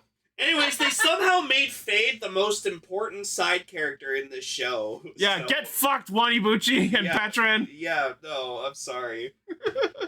This is. I hope there's more episodes about What makes- Patron being a Gavan. There damn well better be. That's fucking hilarious, You know what, and make- I hope it's real. Make Fade a Gavan. Oh my Gavan- god, could you Oh, imagine? Gavan God. Fade, come on. Gavan Fade, that's what they would call him. Hell yeah! That You sounds give him so like sick, the though. mask like theme on the helmet too. Oh, Holy that'd be shit! He's been hanging out with that Optimism Amor gear a bunch, so they could give him a form based on that. There you His go. emotion could be charity. Yeah. Ooh, yeah, generosity. I like optimism though, Yeah. because he's like optimistic. Optimism's also good too. Yeah, about like his grandma. Like Oh optimistic. god, is that Bushido in like a fucking wig and shit? Oh my Oh god. Yeah, next episode is Setsuna going to some sort of like cosplay masquerade or something. Okay. And it looks like we're maybe finally getting the story about who that like princess looking woman in his backstory is. You know what? Decker is right. Everyone in the show needs to be a Gavan. The point of Gavans is there's only one per universe! No, and then they say, fuck that. Everyone is a Gavan. Everyone gets a Digimon, Ichi. Everyone. Gavan. Oh, the nerd thought she was special. That's a Digimon Tri-abridged reference. Honestly, I'd love to see Kiki and Kodo both be Gavans. I still think we're gonna get a moment where Kodo gets to be luminous. That'd be awesome. There has been hints for it. I would love it. Gavan literally deputizes the entire galaxy. And when everyone's a Gavan, no one will be. No! Exactly. It's Syndrome again. Then there can be only one human per universe. But where is Gavant? Gavant is in his own universe, minding his own business. See, you make everyone a Gavan, and then you can only have one human per universe. But then it's just Planet Human Steve, not Space Sheriff. Yo, Gavan Steve? Gavant Steve. No! Ah. Uchuu Keiji. Gavant No, Stevens. if everyone's a Gavan, that means everyone's a Space Sheriff. This is about the one regular guy. Like, it's the reverse now. An emotional syndrome. Death Gavan is fucked if everyone's a Gavan. Planet Guy Steve. I still think I want to see a planet be like a Gavan. You were talking about that earlier. And then just uses the ship as like a giant Gavarian trigger to just fucking Joe-chop. That would be the funniest shit. A fucking they're ego situation where the whole planet is a Gavan, and for its trigger, it uses an actual Cosmo Gavarian. And then the whole planet gets a whole fucking sequence. Oh my god! You just see the whole planet. Like you just see the planet rotate as the suit appears on it. Because Cell Boa telling me there's like a Green Lantern that's a planet. So Mogo. I'm like, how does a planet have willpower? Like what? It's a living planet. It's part of its name. Maybe that's That's Ego. Ego's the living planet. That's Marvel's DC. You know, they can cross over. It's possible. More like Steel, but sure. Anyways, this was a fucking phenomenal episode. It's probably one of my favorites. It's pretty up there. Show. It was It's really great. funny. It was very funny and had some heart. Fuck, dude. Like Fate's a great character. Yeah. So yeah, you guys still haven't seen like you guys gotta see the episode with the ant Gavan And the train headman. voiced by Kenpachi. Yep. Gavan's the best character. It's so fucking funny. Gavan is pretty great. I So appreciate. fucking funny. I Like appreciate. an ant of all things. The thing I like most is the fact that because this is a thing that is now here in lieu of Super Sentai, I appreciate the fact that it keeps to the tradition of being the more funny one. Sure. Yeah, I think that's cool. I think that's a good follow-up. It fulfills the same role. Yes. Yeah, Tara, I'm still fucking holding on to hope that we'll get Geki to show up. Right. Because like now that we don't have the original Gavan around anymore, rest in peace, Kidyoba, you badass motherfucker. Now we still have Geki, so we have the new generation Gavan. So Gavan Origin. yeah, that could be his name, Gavan. Origin. Yeah. Send him Keba. Yeah, we also have our own Uchuu, Keiji, Keba. Keba. All right, let's move on to our feature topic. Yay!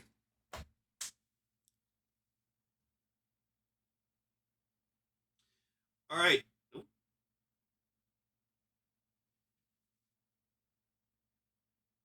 I guess is the sound played? Yeah, I think it did. Yeah, I saw the meter go down. All right. Hold on.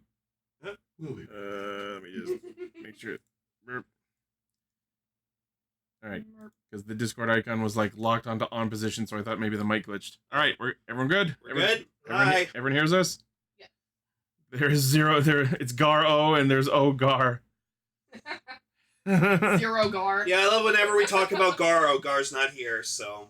Who's ready for the I don't know. I've never seen Gar and Garo in the same room. Anyway, so we're here for talk about the movie on the adventures of our great badass motherfucker, John Garo. Yeah. That is what I proceeded to call him for the rest of time, and the name of this episode will be, in fact, John Garo. Lane, I think you're mistaken. That was clearly Seto Kaiba.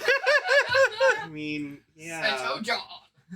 Someone's gotta just... John Kaiba. Can someone John please Kaiba. Can someone Photoshop a fucking dual disc onto Koga? That'd be Oh. I want to see it so badly. God damn it! Now I have to write that down. It's so blatant. Like, he looks like Seto Koga. Seto Koga. Seto Koga, no! I'm still calling him John Garo. Does that make this canon to Yu-Gi-Oh? Actually, no. It's Seto Koga, and he transforms into the Makai Knight John Garo. You got the war. There you Guys, go. is the real horror the world without card games that we're seeing? Yeah, he fought in the Shadow Yeah. Realm. We saw him do it. He fought the evil horror paradox. God, these are all just Yubel spawn. It was Oh, one of the- It was God. one of the harpies of my Valentine's cards. Oh yeah. The horror lady sisters. I like the harpies. They're fucking cool cards. They were. Oh, the Harpy Sisters? Yeah. Oh, And then didn't they like fuse? Couldn't they fuse into one? Well, there was a Harpy Lady Sisters card where it was all three of them in right, one. Right. And they had the dragon. Yeah, The Dwagon. The It Harpy wasn't a Dragon. fusion. There was also a Harpy's brother who I really liked. Yeah, Harpy Yeah, Brother. I like the Harpy sisters. I like Barrel Dragon. I weirdly like Time Wizard like a lot. Just like, we're the Harpy Weird at sisters. all for me when it comes to Time magic. We're the Harpy sisters and the Harpy brother. Anyways, so we're talking about Garo, Red Requiem? Requiem. Requiem. I can't say that without saying it. Requiem. Is the apparently first theatrical Garo movie, 5 years after the Yeah, main the series, first Garo so- series aired in 2005. Then there was like a 2-part side special, The White Knight, and this movie aired in theaters 2010, apparently. 5 years after the show. My God. Crazy. Yeah. So yeah, there are lots of boobs in this movie. Lots of tits. Lots of, like in the opening fucking like sequence of the movie, there's just like a shot of like Literally minute 1. of like holding like a person like topless. Yeah. in their And like a arms. bunch of like symbolic women just floating around Yeah, the I thought CGI. it was a James Bond movie Okay, for a second. right? If I may for a second, Sure. I haven't seen a lot of Garo, but I have seen some of Garo. Mm. And I don't know why, but specifically this movie, the nudity felt try hard, if that makes sense. A little bit. Sure. It's Yeah. like we gotta have nudity just I will say it's not as prevalent consistently throughout Garo. I've watched 4 seasons of the show and all of the movies up until that point, and there's not as many. It's not as consistent as you might think it is from seeing this. Sure. Okay. Yeah. It is every now and then, and when it's there, but it's nowhere near that much consistent. I genuinely believe that it's because it got a theatrical release. That is a factor, I They believe. needed to. I really feel like the people who are like planning this out were like, okay, we need to break this down into what it is, and we need to crank everything up until 10. First thing we gotta do, more titties. Let's do it. More titties. Well, we gotta find out what the rating of this movie was, because like I like to think Japanese movie ratings are different from American ones. Let's see if I can find out. PG. Right? Because some teenage boys went to go see this fucking movie, and then they like told their friends at school, like, "Hey, fucking see the Garo And Red that's Requiem exactly movie. what they're trying to do. There's this giant woman in this dimension. She has giant tits." Big old bahonka donkaroos. Yeah. And they're like, "Oh fuck yeah, we'll go see it." And that's why the tickets, like, the movie blew up, because And everyone. they told 2 people, and then they told 2 Yeah, people, it was just and that's it like, was Yeah, word it's of like mouth. 10 people. It's Yeah. all just a bunch of teenagers going, whoa, dude. Whoa, Suge. PG-12. Yay! Yeah, I was right. Oh, some parents took their 12-year-old son to go see this movie, and they're, oh no. It's not even their first Oh, instance of but titty. wait, in Singapore it's NC-16. Oh, that's better. Oh, there we go. All Japan does have tentacle porn. That's the Jerry hormones. right. Decker's like, what? Amongst the levels of degeneracy, I feel as though Japan is comfy. We have to awaken their sexual instincts so we can suppress them early. Right, Decker's from Singapore, so he's like, wait, we aired this movie? Yes, apparently. You could have watched the Garo movie. Wait. It does say, I'm looking here on IMDb, it does say Singapore NC-16 edited version, so maybe they censored it. Oh, they probably they censored the could've, yeah. tits. And yet you're supposed to be older to watch it. What did they make it more tittyful? That's the one on Snatch version. Did they just start throwing in images of random titties in the middle of It's okay, Why guys. is it it's 12 in Japan and it's 16 in Singapore? Oh, please, Tara. I saw boobs way earlier than that in my life. I also saw boobs way earlier. My parents because didn't. I have them. I was gonna say, because you have them? My parents didn't give a shit when I watched it. I watched RoboCop when I was 6 years Arguably, you old. saw titties the day you were born. Yeah, I watched RoboCop when I was 6, so Oh shit. yeah, that's a violent We movie. got bad. That explains so much. It really does. Well, it's because I just got very desensitized to violence at a very early age, so like it just doesn't bother me. I think it's So- true that movies are desensitizing us. Robot crashed through screen. Oh, Am I get a snow cone? Well, it seems today that all you see Still is good? violence in movies and sex on On TV. television. Where are those good old-fashioned So is values? Seth, don't sue me. Remember, kids watch Evangelion. Ah, Ew! Get that out of here. we're getting raids of that in FF14 next expansion. Ah! I hope Oh, when you do like a raid battle, like you just hear like the theme just start fucking blaring. Zombie Awesome. Yeah, battle. that'd be fucking badass. Late, Sure. I was looking Awesome. for this. It's a little late, but I saw this cosplay a few years ago. Yeah, Time Wizard. That's so my cool. God, I that's fucking love Time Wizard. awesome. That's CC from Diddy Kong Racing. Oh, TT. DT, that's his name. Yeah, I love his For theme. time trial. All right, so it's a very simple movie. The plot is there's a demon or a horror named Karma who is consuming women by offering them, but she makes them look into this mirror, promises them their desires. Mirror said from Harry Potter. Yeah, it's an evil mirror that promises people who look into it what they desire and then consumes them. It's like a Moses law. Yeah, clearly someone who made this movie watched Batman Forever because it's just like the fucking like hologram technology. That felt like the brain scanner thing that Riddler made in that movie. There's like a shot where there's this like one like prostitute. That's pretty much what she was. She's like, whoa, what do you desire? And she like looks at her and she has like jewels and stuff. I'm like, wow, it's exactly like that woman from Batman Forever who was like, like jewels. Oh. And then she gets eaten. Yeah, we're not. I don't know how much we want to talk about how anti-feminist this movie could be viewed as. Well, yeah. It's okay. It's okay. We have Rekka. Yeah, there's the whole thing how she can't be a knight because she's. We'll get to that in a sec. We'll get to that in a minute. Before it gets away from me again, I want to point out Jerry in the chat is mentioning some of the actors in this were previous Toku actors. So Shiguto, the guy who was piloting the Goryu, the robot, is Time Green. Kurusu, the blonde horror man, was Time Fire. Oh my fucking god, that was Time Fire! Holy shit, that's awesome! Akaza, the old priest man, was in Ginga S. Yep. Shion, who was the demon lady who looked like a Chie or Lois Griffin, as you guys said. Oh, yeah. Was in Justerizers and the Caesar X movie. Okay, that was Time Fire. Holy shit, that's so cool. That's interesting. Yeah. And then the guy who played the main character was also Saiji Makoga in the first season of Garo. Yeah. Yeah, Seto Koga.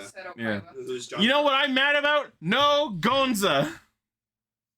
No Gonza in this one because it was about Koga going to a different city, which he presumably walked to. I don't know who that is. The butler. The butler. Oh, okay. Yeah. Dude. What about the other Makai Knight? No, The Zero. wolf one. Oh, Zero? Yeah, fuck him. He's not in this movie. Yeah, fuck Zero. Aww. No Zero. Oh, he's too busy being Death Gavan in 2026. Yeah. Right. No Zero, no Dan, no... I was about to say another name, but that's a spoiler. But we got Rekka. Okay, I was happy to watch this movie again because the entire amount of the Garo franchise that I've watched so far, Rekka is the hottest woman in maybe all of Tokusatsu for me. She's pretty Anyone cool. who's listened to the show knows I don't usually actively thirst for most women in Tokusatsu, but Jesus fucking Christ, this woman is hot. Oh, Damn bad, brother. I still, for me, I think the hottest woman in Toku is Escape from Go Busters. Holy shit. Yes, Seven, Masahiro Inoue is a Makai Knight. I have not gotten to whatever thing he's from yet, but I'm excited to get there. And when we do, we need to talk about him, Castranger. Sure. Please. Rekka also seems to want to break through that glass ceiling. Make some actual progress for the ladies. Yeah, so this movie is where we really start getting into the fact that through as much... I don't know if this gets changed later, and if it does, do not tell me, because I want to discover this naturally. As of everything I've seen in Garo, there are no female Makai Knights. I don't think, as far as I've seen, we ever really get into why that is, other than Japan is sexist.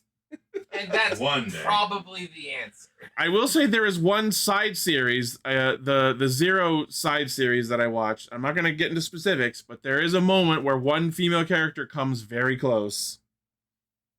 So I feel like there could be progress in that direction later in the franchise. I look forward to this day. Yes. But Rekka is a very, very powerful Makai priest whose father was consumed by Karma, so she is on a personal vendetta, revenge quest to kill Karma. Like, and a lot. which ends up putting her at odds with Koga, who is also here to kill Karma. Presumably, they don't really get into it about too much about why Koga's here. I guess the idea is just he was dispatched here by the Watchdogs. Which, I gotta say, like, these, like, priests are pretty cool. Like, The they Makai- can hold their own pretty well. There are some really cool Makai priests, especially in the second season. To this day, the second season of the show is my favorite season because there are some really cool Makai priests. Hell Also, yeah. the Watchdogs, I'll forever just call them the creepy moon children. Yeah. I like the one guy. That was Time Fire, the younger guy you said, right? The like blonde demon man. Oh, the villain. The guy I said had Joffrey face. Yeah. Oh, okay, Yeah. no, sorry, I thought you were talking about like one of the priests, the younger one who used like Oh, mousers. no, Shiguto was Time Green. Oh. So Okay. Close. 2 Time Rangers. There were 2 Time Rangers in this You movie. Spoil me, Garo. Like I thought his power was kind of neat, like the way he used the brush. To, like, puppeteer the robot. I fucking love the Goryus. They're like little Makai like robot puppeteers Looks that kinda like like a shoot Mauser. fires. Yeah, like They're a little basic- Mauser, like an ATS team. They're from Star basically Wars. Mausers, and I love it. There's so many interesting different kinds of Makai priests, and I love this like weird machinist subclass of Makai priests that we get every now and then. Oh, E.G., they're Mir. Yes, they are Mir Yeah. from Magic. They are my Mir. It's just such a shame that the Goryus are fucking useless in this movie. The movie's been on YouTube for a year, fully subbed. Whoops. That's fun. Ooh. Oh, the movie was in 3D when it came out. That's- Damn. Oh, giant 3D tits. With- No, yeah.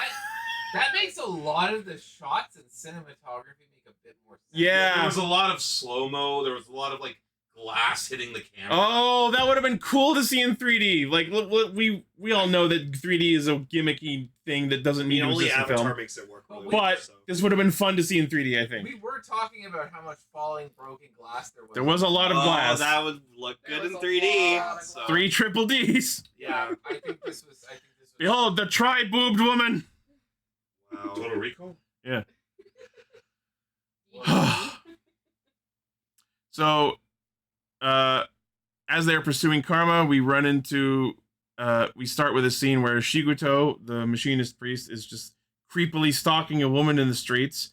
And if you know anything about Garo, you know this isn't what it looks like. He follows the woman into a back alley, right into Akaza, and it turns out, oh no, the woman is a horror. What?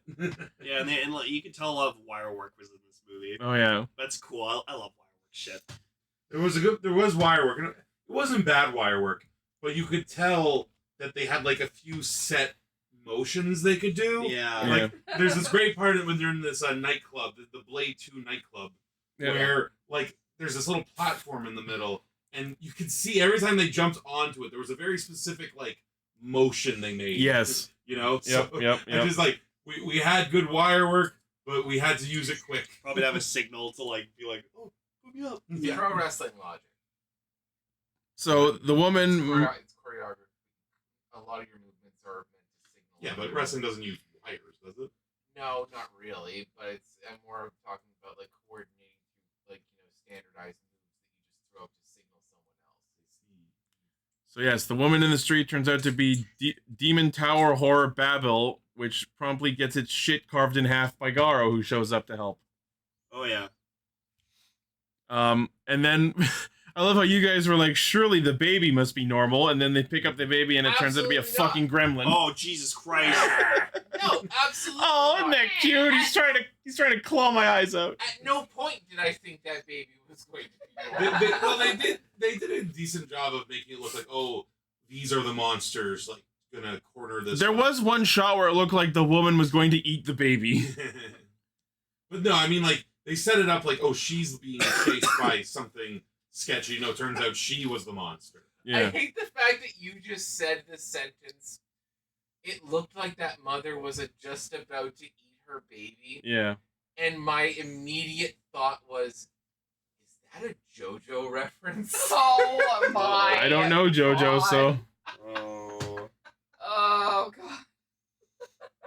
It's an enemy stand user. Oh god, that was awful. Yeah. Yeah, so it turns out this like giant fucking like or no, that wasn't the baby, that was the woman. No, Yeah. yeah, the woman turned into like the big a Dark Souls monster. yeah. Yeah, it's fucking weird. Like it was a cool design. I liked that it had like a statue guillotine on its face. I don't know what that Oh, was. Yeah, it was- Jerry's saying the baby was Babel. So was the monster that the woman turned into like a projection of it? Oh. It seemed like they You know were what that separate reminds bodies. me of? Okay, so this is gonna be a really weird thing to think about, but if you put it that way, it kind of reminds me of like the SpongeBob movie, the first one, where they're in that one area with like all the skulls and all that shit, and they're being chased by that one monster that No. tricks them into like getting the ice cream, and it's like a tongue of a bigger monster. I was thinking Giant worm. I was thinking anglerfish. Yeah, that works too. I mean, you're both right. Yeah. Yeah, that's what I was thinking of. So maybe it was like a part of the monster, technically. Yeah. It looked like it. So they had a persona, honestly. It did look like a fucking shadow. Yeah. You're not me! Persona 4 revival coming soon! Right. And then yeah, so we get Koga doing Koga stuff, and then he transforms into John Garo. It's pretty cool. Yeah. I keep having like the Mandela effect with him because I always kept picturing Garo with like a cape on, and then Ichi and like Paul were like, oh no, there's only like a couple forms he gets that he has a cape. And I'm like, oh, It's he always mostly just had a cape. that's mostly Master Garo, his like ancient predecessor, advisor type entity. It's like these Makai Knight suits are fucking beautiful. But there are moments, Glorious I think, suits, where but, Garo like, gets if you capes. put a cape on it on Right? a Makai Knight. Right? Dude, Love the that. old man sound good. I'm so mad the figure and the armor in 14 for Garo doesn't have a cape I version. wish it did. Everything's better I with so cape, wish dude. it. Oh yes, Rekka's dad was the head editor of Ryuki's newspaper. Oh, Yep. all right. Daisuke Okubo. Very cool. And I also remembered he's in a later season of Garo as well as another character. Oh, neat. Yeah. A much more important character. Oh. Couldn't trash him that fast. Yeah. Nope. But basically the thing with Rekka's dad is, so her dad was consumed by karma, and then over the flashbacks of the movie we discover that her dad was also one of the men who trained Koga to be a Makai Knight from a young age. And they discover this, well, I don't know if they explicitly discover it, but they connect through the flute song that they knew. Well, that's at the very end. Like, it's Yeah, implied heavily Yeah. before that, but they full on He's like, confirm oh, it. I can't women. Taiga was Gao? Oh my god, I don't think I ever connected that. That's amazing. Oh, shit. That's cool. Yeah, no, that I recognize him. Thinking about it. Gal, the oldest actor to play a card writer. Yeah. It's so funny. Garo was Gao. Oh. Yep. That's cool. Okay. So the idea is Koga is here on orders of the Watchdogs to kill Karma. Rekka wants to kill Karma instead because of revenge for her father. Decker censored the boobs with Dreamcaster faces. Oh my god. Oh, come on. Oh, man. Oh, that's great. I gotta Andy keep was his that name. picture because it's funny. That's really funny. That's our thumbnail. I don't You think know. I can use that. I picture like young actors just trying to make it in the world, and like they go home one day. I got a role in a movie. What do you do? So you're saying Well, that Clea was naked, unsatisfied with floating Joan heads covering her junk? well, I'm great. Hey, whatever they can get sometimes. Curse you know? me, Abe. Have you considered Lane? Wait, start the reactor. Gandhi walks in with Greycaster mask on. no, that would just be the greatest. No, thing. keep it on. Scabba-doo, Lane, did you just say I'll keep it on? Anyways, so there's a brief little subplot that gets touched on every now and then where the like nightclub where the monsters are holed up, which is apparently just called Crime. The Makai nightclub. Oh, except the Makai Knights don't live there. But I get it. I genuinely believe this club was based on the House of Pain from Blade 2. Like the way it was situated, the lighting, the weird masks that people had. Some like Yeah, I was just expecting you to do. Oh, yeah, the bandit man. Probably coincides pretty good. no, like It kind of reminded me of like the dance club the from early Matrix. 2000s. Oh, A little bit. Yeah, a little bit from the third one. Yeah. Karma, what can we expect from this orgy? Horrors! Horrors! I love you, Karma! No, it's like, what can we expect from this orgy? Horrors. Well, I know there's gonna be horrors, but what else? Makai Knights. Machines! In marches the Goryu. Machines. today we begin a new age. At least that's what many of us have heard. Yeah, so Koga goes in, and like it's so funny in this like club or whatever like that. That's a later movie. There's like a The Blue Woman is in a later movie. there's a bunch of women that like are we? Is this how we're gonna censor boobs in Yep. Goku from now on? Oh Just Yep. my God. face. Yep. Okay, you got it. But yeah, there's this funny where like Have one face the other way. there's just a bunch of women that like grind up against Koga. Koga's just like Back away! Oh my God. Yeets him out of the It's way. I got a job to do. It's amazing when you see a guy not thinking with his dick in a movie. It's amazing. Yeah. No, he's so dedicated to his And then duty. What's even funnier is Zaruba decides to be a little shit and just says, "Hey, why not enjoy yourself?" Oh my god. Like, bro. You like the boobs, you become the boobs. I mean, I'm more of a legs guy, so Lane is what we call a man of taste. It's class. 6 lives save lives. We can like all of these things. Jesus Christ. There we go. Lane, the one takeaway from what I'm going to say on that, I always liked what Seinfeld said about that, where Lane asked, "Aren't you a leg man?" I have legs. Yeah. Right. So we All see, women are beautiful. so that we see that the two minions in the club, Kurusu and Shion, are just luring women and other customers from their bar. Oh, sorry, quick thing. Because we were saying how some of the people in this nightclub were like, they had makeup on, like heavy makeup. There was one guy who just looked like a mummy. Yeah, some guy had straight up bandages around his head. No marriages, and this guy with white makeup with like an afro on. I was like, There were like Hot Topic goths everywhere. You know what it looked like to me though, Lane? And obviously this was way before. It kind of looked like how Clayface looks in the trailer with the bandages. Yeah. So I'm just picturing this guy was in a horrible accident and said, "I gotta dance this one off." Party. Yep. Don't you want it, want it. Jerry just made a good point where he says Koga is faithful to one woman named Kaoru. I mean, how else would we get Raiga? Fair point. Correct. Fair point. It's also Now, interesting to note that because this is like a different city than where he was in the first series, I guess Kaoru's just like we don't see Kaoru or Gonza anywhere or Zero. But it is good to see a male protagonist who doesn't subscribe to the concept of it's another city. It doesn't count. Yeah. No, Koga is so socially inept that he doesn't even process the idea of cheating. Right. Yeah, He's married to his job. Exactly. And also Kaoru. But also mostly Kaoru his- eventually. Mostly his job. Yeah. She hasn't finished the first season, let's just say. Yeah, I haven't finished it yet. Oh, okay. We'll get there one point. That's I kind of skimmed through the movie. I'm like, I don't think this spoils anything about the first season, and I don't believe it did. I don't No. think so. It operates pretty much entirely on its own, if I may say so. Yeah, and there's like an opening bit with Zaruba like narrating the whole thing about Makai Knight. So I think if you had not seen any other Garo, this is a pretty self-contained story that you could watch. Yeah. To get familiar with it and Yeah. what they do. If anyone's thinking of getting into Garo, this could be a good starting point. I mean, it can be a good starting point if you're okay with watching this movie and then being like, okay, why is Koga 10 years younger?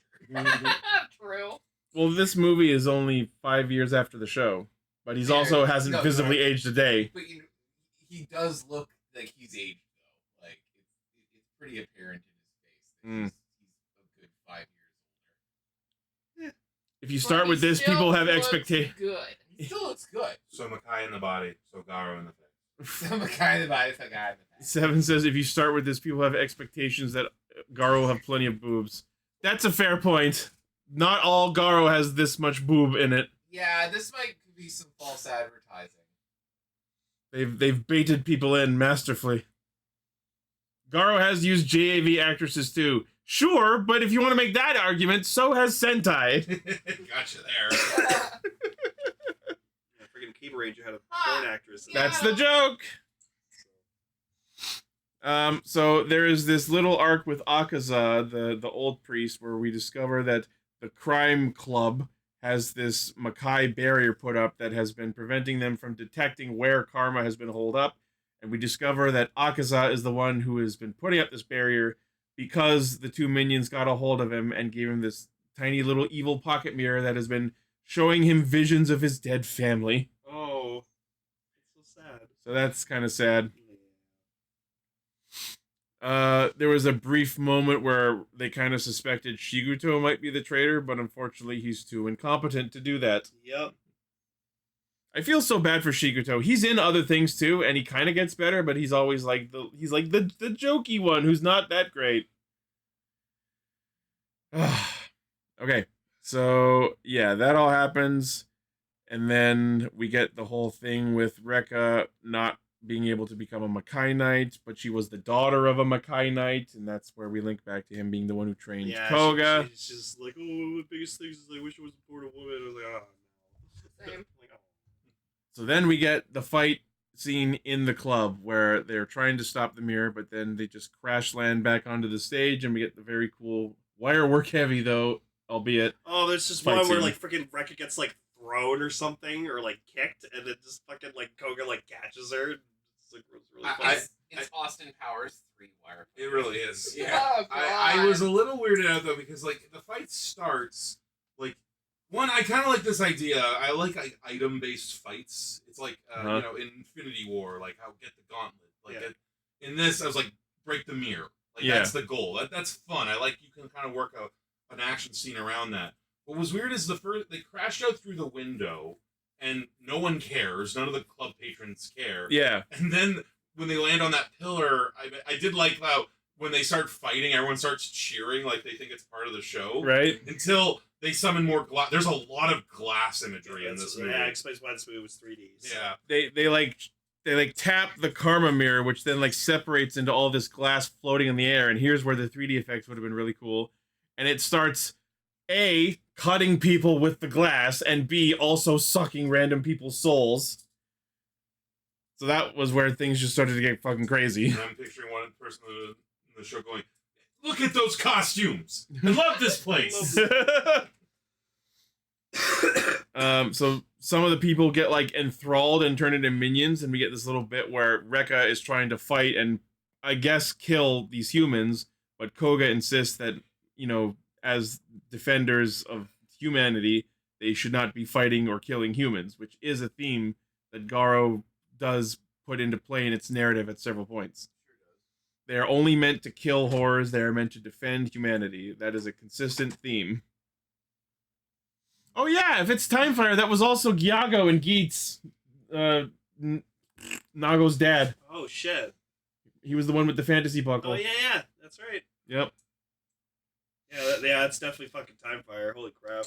Yeah, so with the two minions, we discover that the man, Kurusu, used to be, when he was human, was just this old guy who lost his daughter, and I don't think they mentioned what she died of, but presumably she died untimely. Painting naked women. She died of plot Yeah. But then he was like painting them as his daughter. Was it Yeah, wife? Okay, yeah, let's talk about that for a second.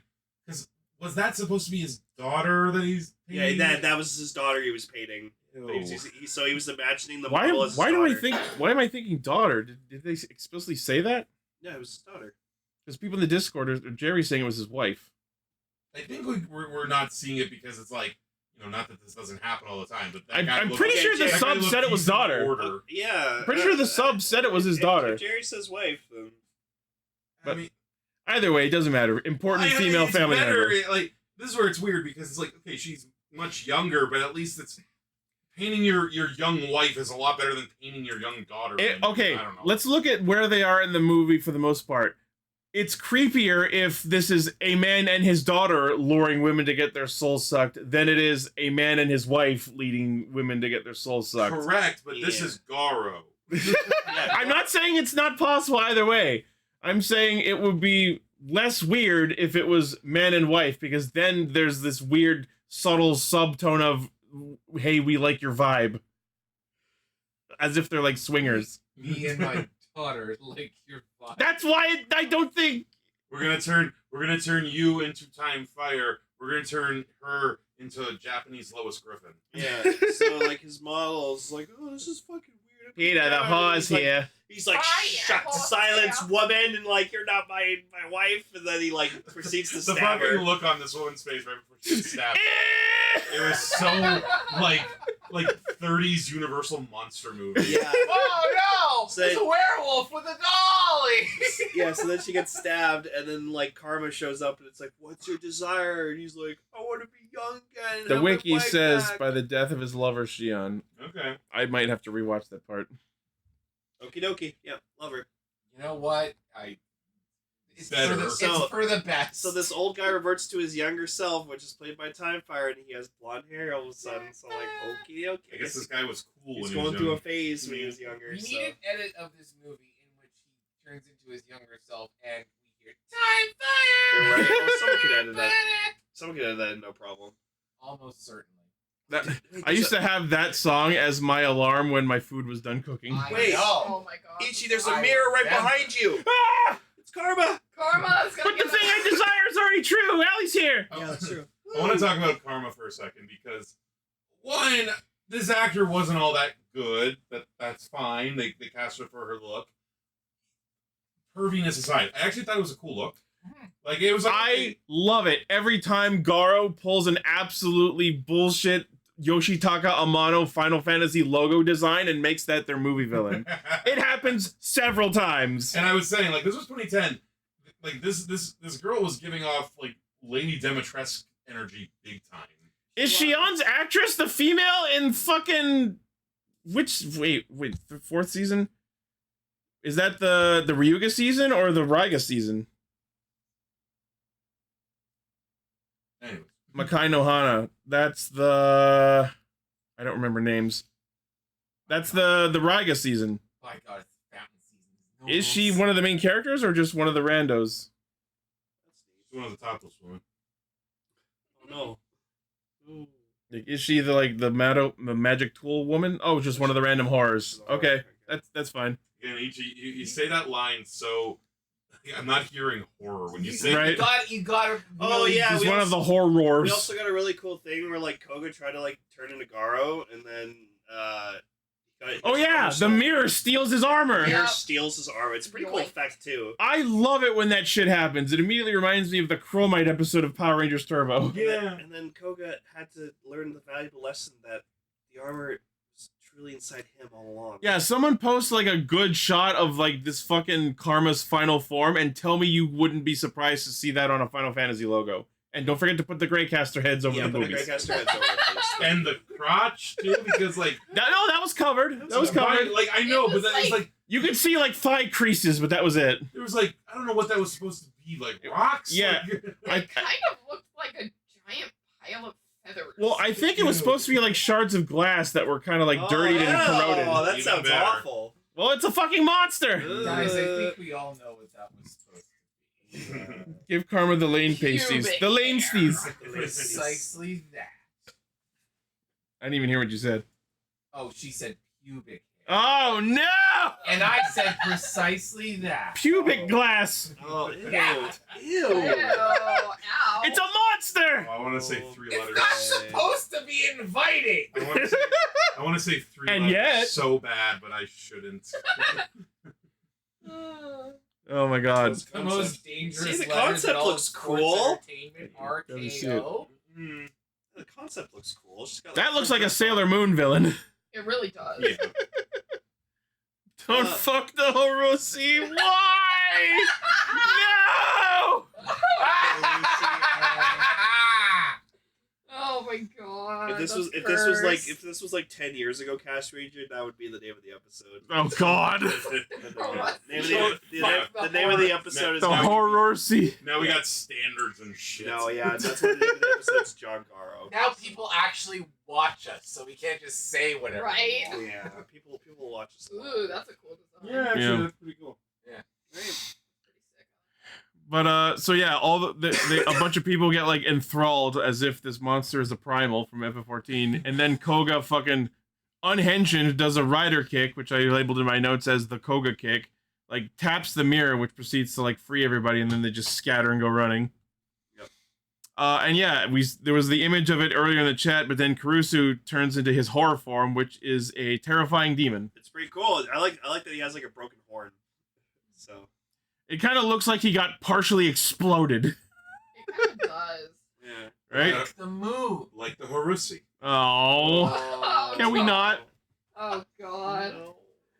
No. No. Someone I know was watching like 'cause I was watching Bugs Life the other day. A friend of mine watched love that movie. Ants, and they mentioned the Antussi. Oh, no! Oh, I love. Let's see, as a suffix. I hate it. Too chitinous. I was watching God. Stargate, Bugs and Life they're is like, great. "Oh, we gotta It jump." No, I know. I was watching Stargate yesterday, and they were like, "Oh, we gotta jump through the star gussy." The star The star gussy. No, To get back to Earth. no.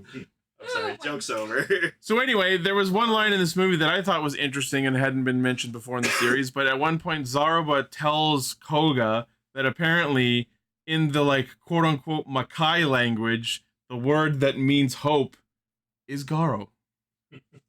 All right, Japanese fucking Superman. Chef's kiss. Hope starts with an H, you idiot. Hope starts with an H, stupid. John Hope. John Oh Hope. yeah, John Garo. So John Hope. Oh god. Okay. Paul. Yeah. Slipped I'm off the okay. chair. Made Paul laugh so hard. No, you did, and this pillow isn't fixed. No, I know. I almost. No, I'm I sorry. almost slipped earlier today too. Yeah. It's okay. No, it's okay. I'm good.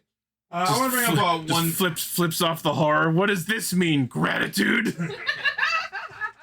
I love Pete Holmes. Sorry, you're No, saying? No, it means eat a dick, bro. You were saying so? Well, actually, I was going to say another thing, but just because you said, shout out to Pete Holmes, has stayed consistently funny without becoming a grifter. Hell yeah. Good on him. No, I was going to say earlier that the CGI, it's 2010 CGI, and it's not high budget CGI. The models and designs are fine. The animation itself was jank. Yeah. Yeah. Sure. The movements are too jerky. But I'm having such a good time with this franchise that I don't even care. And that's fair. Like, and I feel that's also why the main villain the main bad guy at the end, it was like that woman in makeup, like green screen. Sure. So it looked better. Absolutely. Yeah. There we go. Oh my god. Wow. Lane, when you go home to Kelly, look what happened. Oh, she'll be like fucking fast Those are asleep called the when they're liddies now. This, The looks, ladies. this looks like a fucking home. The ladies. this looks like a fucking Oh, no. primal beast boss from Grand Blue Fantasy. New merch idea, Lane bra. No, we don't need a great God. caster bra. That's, Oh, God. That's too much. Jesus No, Christ. it's definitely not. We'll be rich. Bloom. Worlds are turned on such thoughts. Yeah, Oh, it God. doesn't come in gray. It also comes in all the caster colors. I volunteer as tribute. I wish that could be the name of the episode. Liddies and Harusi. I hate it. No, I'm good. We'll call it John Garo. So yeah, they're like, okay, we know where Karma's being fucking set up, so we're gonna go fucking. I like her spider head, or whatever that's supposed to be. Yeah, that's neat. I don't explicitly know what it is, but It it's looks just like a spider. generic abdomen to Final me. Fantasy monster design. Generic evil. Hmm. Generic evil. We'll call her Evelyn. No! We're gonna get sued by Filmation. Yeah. So Akaza, in an effort to repent for his betrayal, attempts to use the Rubus Demon Fang dagger to break into the mirror, which would sacrifice himself in the process. But of course, everyone is like, "No, don't do that." Does it anyway. Which is weird that we had two things this week that were, "I'm going to sacrifice myself to kill this guy." Ugh. Oh, you know what her design reminds me of? She reminds me of that one boss from Dunscape. Oh, Skaha! Yeah. Hell yeah! That's who she reminds me of. My favorite void scent in the Very, game. Very similar to her. Very, very similar. I love her also. She's so hot. Yeah. Diabolos doesn't deserve her. No.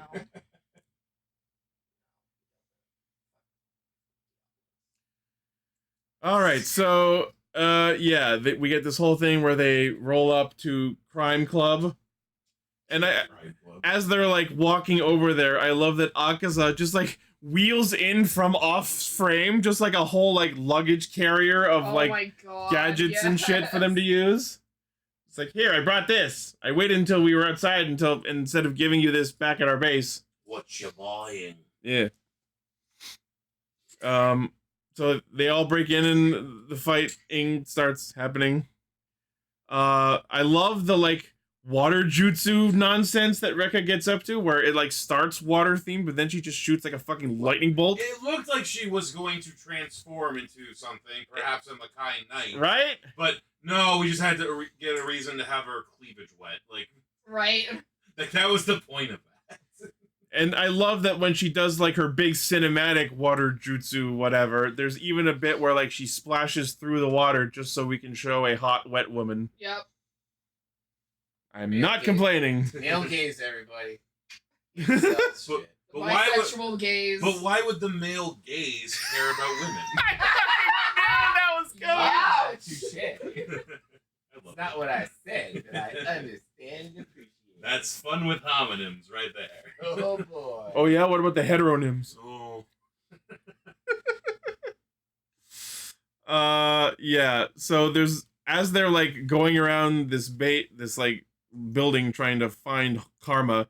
There's also this fun little bit where like a bunch of like horror zombie spirits just start like sliding cool, in though. creepily. These were the highlight of the movie for me. Like the way Pretty they cool. like the actors behind them. There's that cool shot. This would have been great in 3D of them like all close together in that hallway, just kind of Crawling reaching on towards the ceiling camera. stuff, Yeah. That would have been cool in 3D. And then I don't think we ever found out what it was aside from just like manifestation of evil spirits or whatever the Well, fuck. I think it might be like to later. Remember, like how they get the good spirits to help them out. Maybe this was like the dark side of that. Something like that. But what I'm talking about is that weird, creepy girl in the purple kimono with the odd face. Oh god. Oh yeah, she like there's just a shot where she just like appears in the corner in the dark, like Yeah. and I'm like, Jesus Christ. Ah! Yeah, no, it was I'm pretty sorry. fucking Terrifying. I'm sorry, but when I saw them like rallying up all the spirits of the past victims, all I could think to myself was, and Aragorn reminded them of the oath that they had made. Kind of. Mine was broken. It has been. That was kind of the vibe of later on there's a bit where like the souls of the noble dead who had been consumed by karma are just like made manifest and give their energy to Koga. Like if they ever make a good Lord of the Rings remake one day, that's the gif I'm gonna use. But the line was broken. It has been remade. And by far, one of the best Garo outfits. Oh yeah, so let's just go on that. So the final battle happens where they break into the mirror and they go into the fucking like Final Fantasy final boss center of the world, but also hell, like CGI dimension that every Garo movie has, and it's awesome every time. Yep. And we fight against the final form of Karma, this Yoshitaka Amano painting made manifest.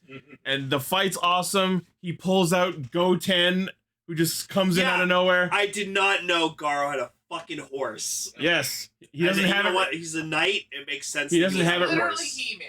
He doesn't have it right away in the show. He earns it when he slays his 100th horror. Yeah, That's cool. honestly, you could like put the Horse. He-Man theme Yeah. over this Yeah, whole I don't know sequence. what's Big there. Garo. Of course. And Back to again, the universe. and again, you can get that horse in Final Fantasy 14 That's cool. and 2 other I ones. wonder if they made a figure of the horse. I don't know. Of course. Almost certain.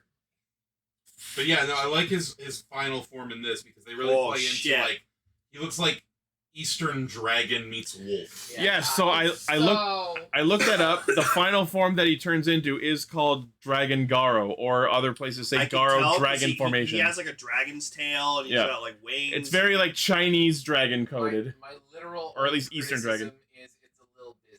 But that's Oh, they did make a figure. All of the horse. movie Garo forms are busy. That's the point. Oh, you know, It's some of used for them are- 5 minutes. Some of them are just a cape and some wings or something, but no, it's I like it. I like it a lot.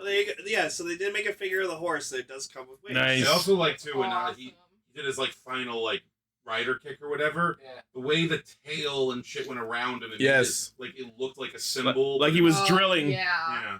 Yeah, it was super cool. You know what I just remembered that wasn't in this movie at all? The armor timer.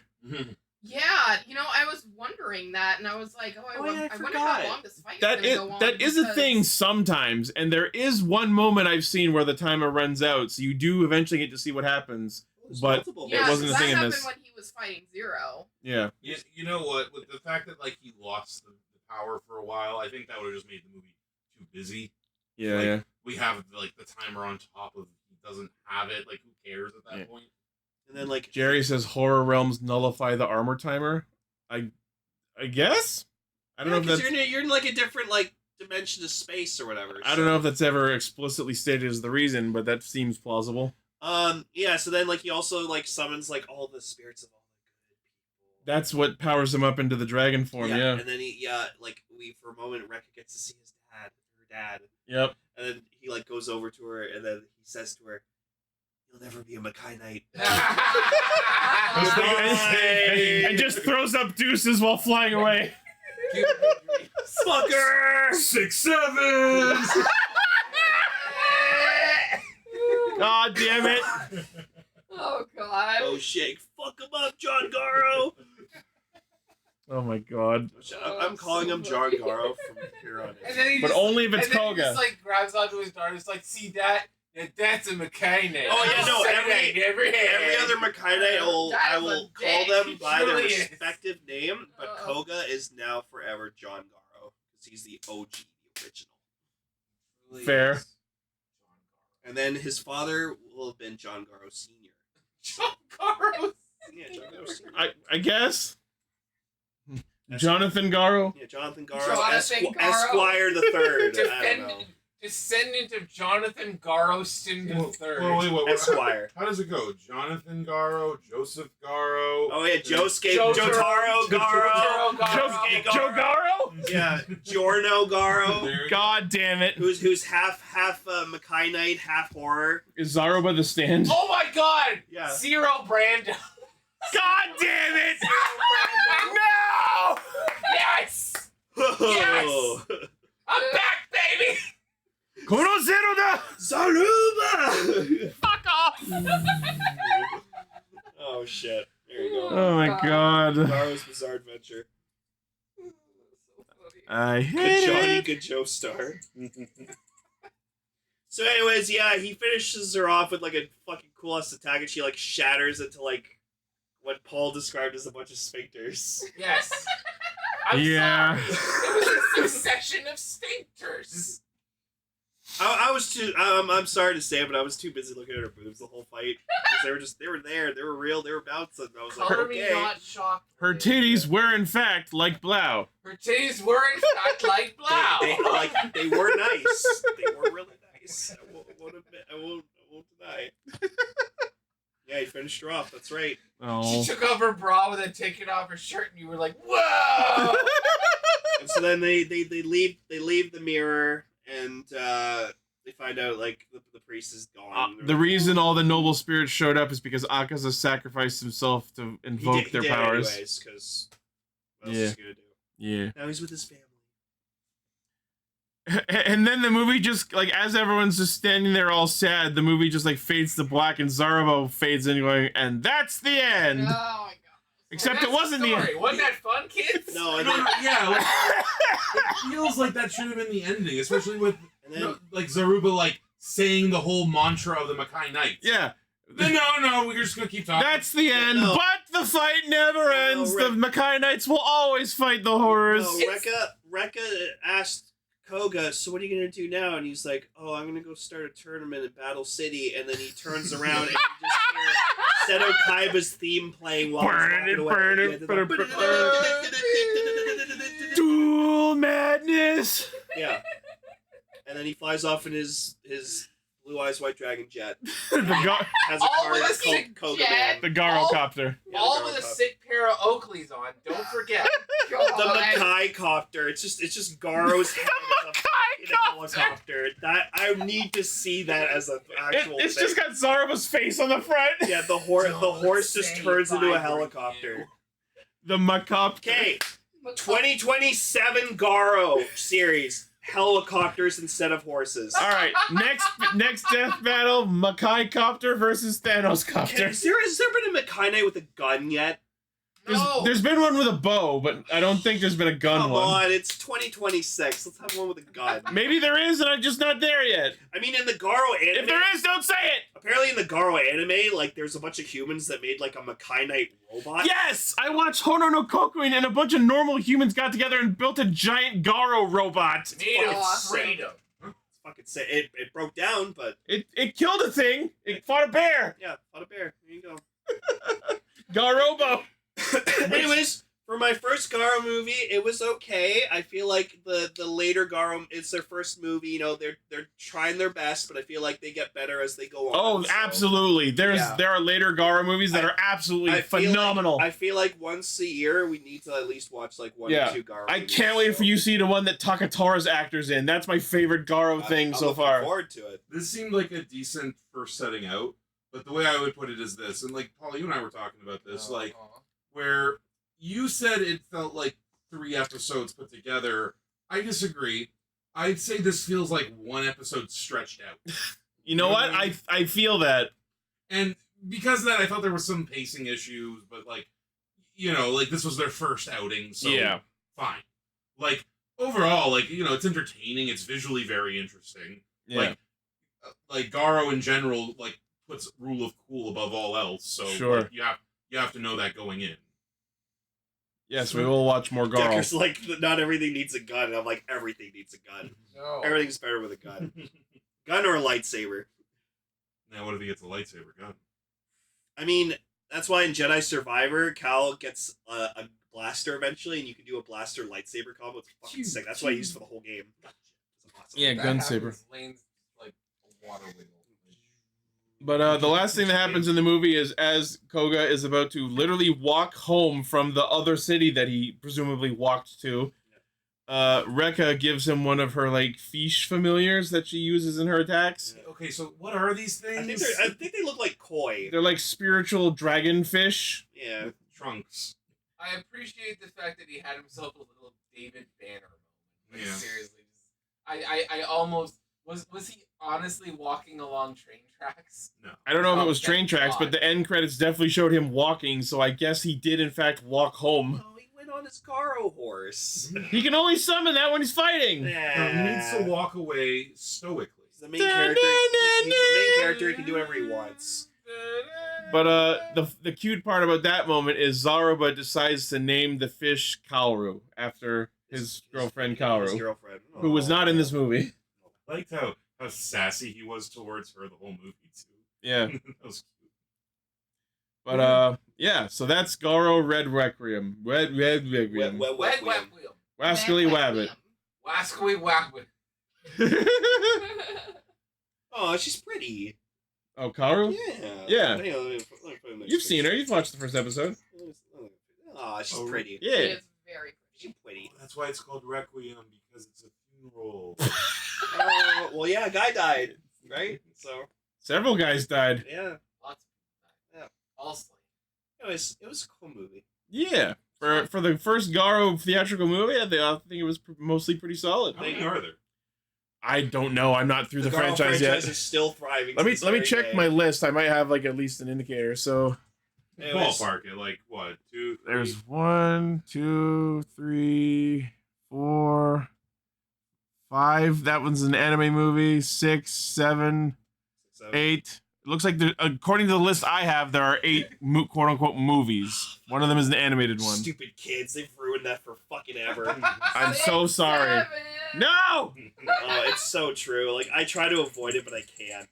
Guys, it's like, look, we were saying stupid shit when we were Sure. kids too. No, back then we were just going, "Ah." No, we were going, I Which am was- Cornelio. Yeah. Cornelia. We're not. But the difference is that was a reference to a thing. 6, 7 is just made up from nothing. It's also from a rap song. So. Well, it's a reference now. That's why, like, the Fortnite emote. It's a reference to a thing that is nothing. Because they did a 6-7 emote in Fortnite, but it's literally just the rap lyric. It's like 6-7 on the highway. It's Like, meant to piss us off, and that draws from us millennials this true power, irreverent anti-humor. Anyways, let's stop giving it airtime and move on. Anyways, fuck you, asshole. Fuck you, Buy Lady Battle Cop on Blu-ray soon. Soon. Send us several copies. I can't fucking wait. I will collect the copy. Lady Battle copies? Everyone go watch Lady Battle Cop. Keep them safe. It's about a tennis player that turns into a cybernetic cop. It's fucking awesome. She's not even a cop. No, A Robert she's cop. a tennis player. Robert Cop. Roberta Cop. Roberta Cop. Anyway, that's the episode. All right. Well, Allie, welcome to the Caster family. Hope we didn't scare you off. No. I mean, she's been listening to us for a while. She knows what to I've literally expect. been listening for like the past 2 months, so I'm very Hell used yeah. to it. Well, if you ever want to be on, you're more than welcome to. If you want to join us in the Discord channel over voice, you can do that. Anytime you want. Yay. Anytime you want. Congratulations once again to our new Pinkcaster. And I'm so happy that you are I would happy. high five you, but I'm sick, so. Yeah. High five Well, yourself. Air 5. Wi-Fi high five. That's what I call it. Wi-Fi. Oh yeah, he's been using that for fucking years. Yeah. Funny. Oh yeah. Clever though. Everyone, Alright. everyone in the Discord is also saying welcome. Thanks, guys. All right, chica, leader, Sentai Castranger. You stole my bet! Yeah, I'm here. I always steal your bed. Get him! Oh my god, he's killed the original Lane! That's okay. We have a new one. Oh, He was low. He was owned by the studio. Yeah, it was it's orphaned fine. by- Lane.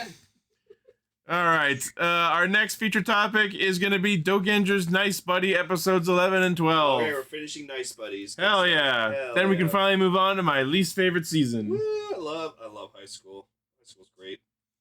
All right. Let me pull up the Patreon list. No, we didn't. We're not finishing Sentai Dashikaku because you guys didn't want us to. So not happening. You guys voted in the poll. We Yeah, could you have powered voted through, for but, us but not then we to would have been a watch week all 4 behind. episodes. Yeah. So no. I'm glad we didn't actually. Yeah, no. Anyways, we'll get Sucks. to that eventually.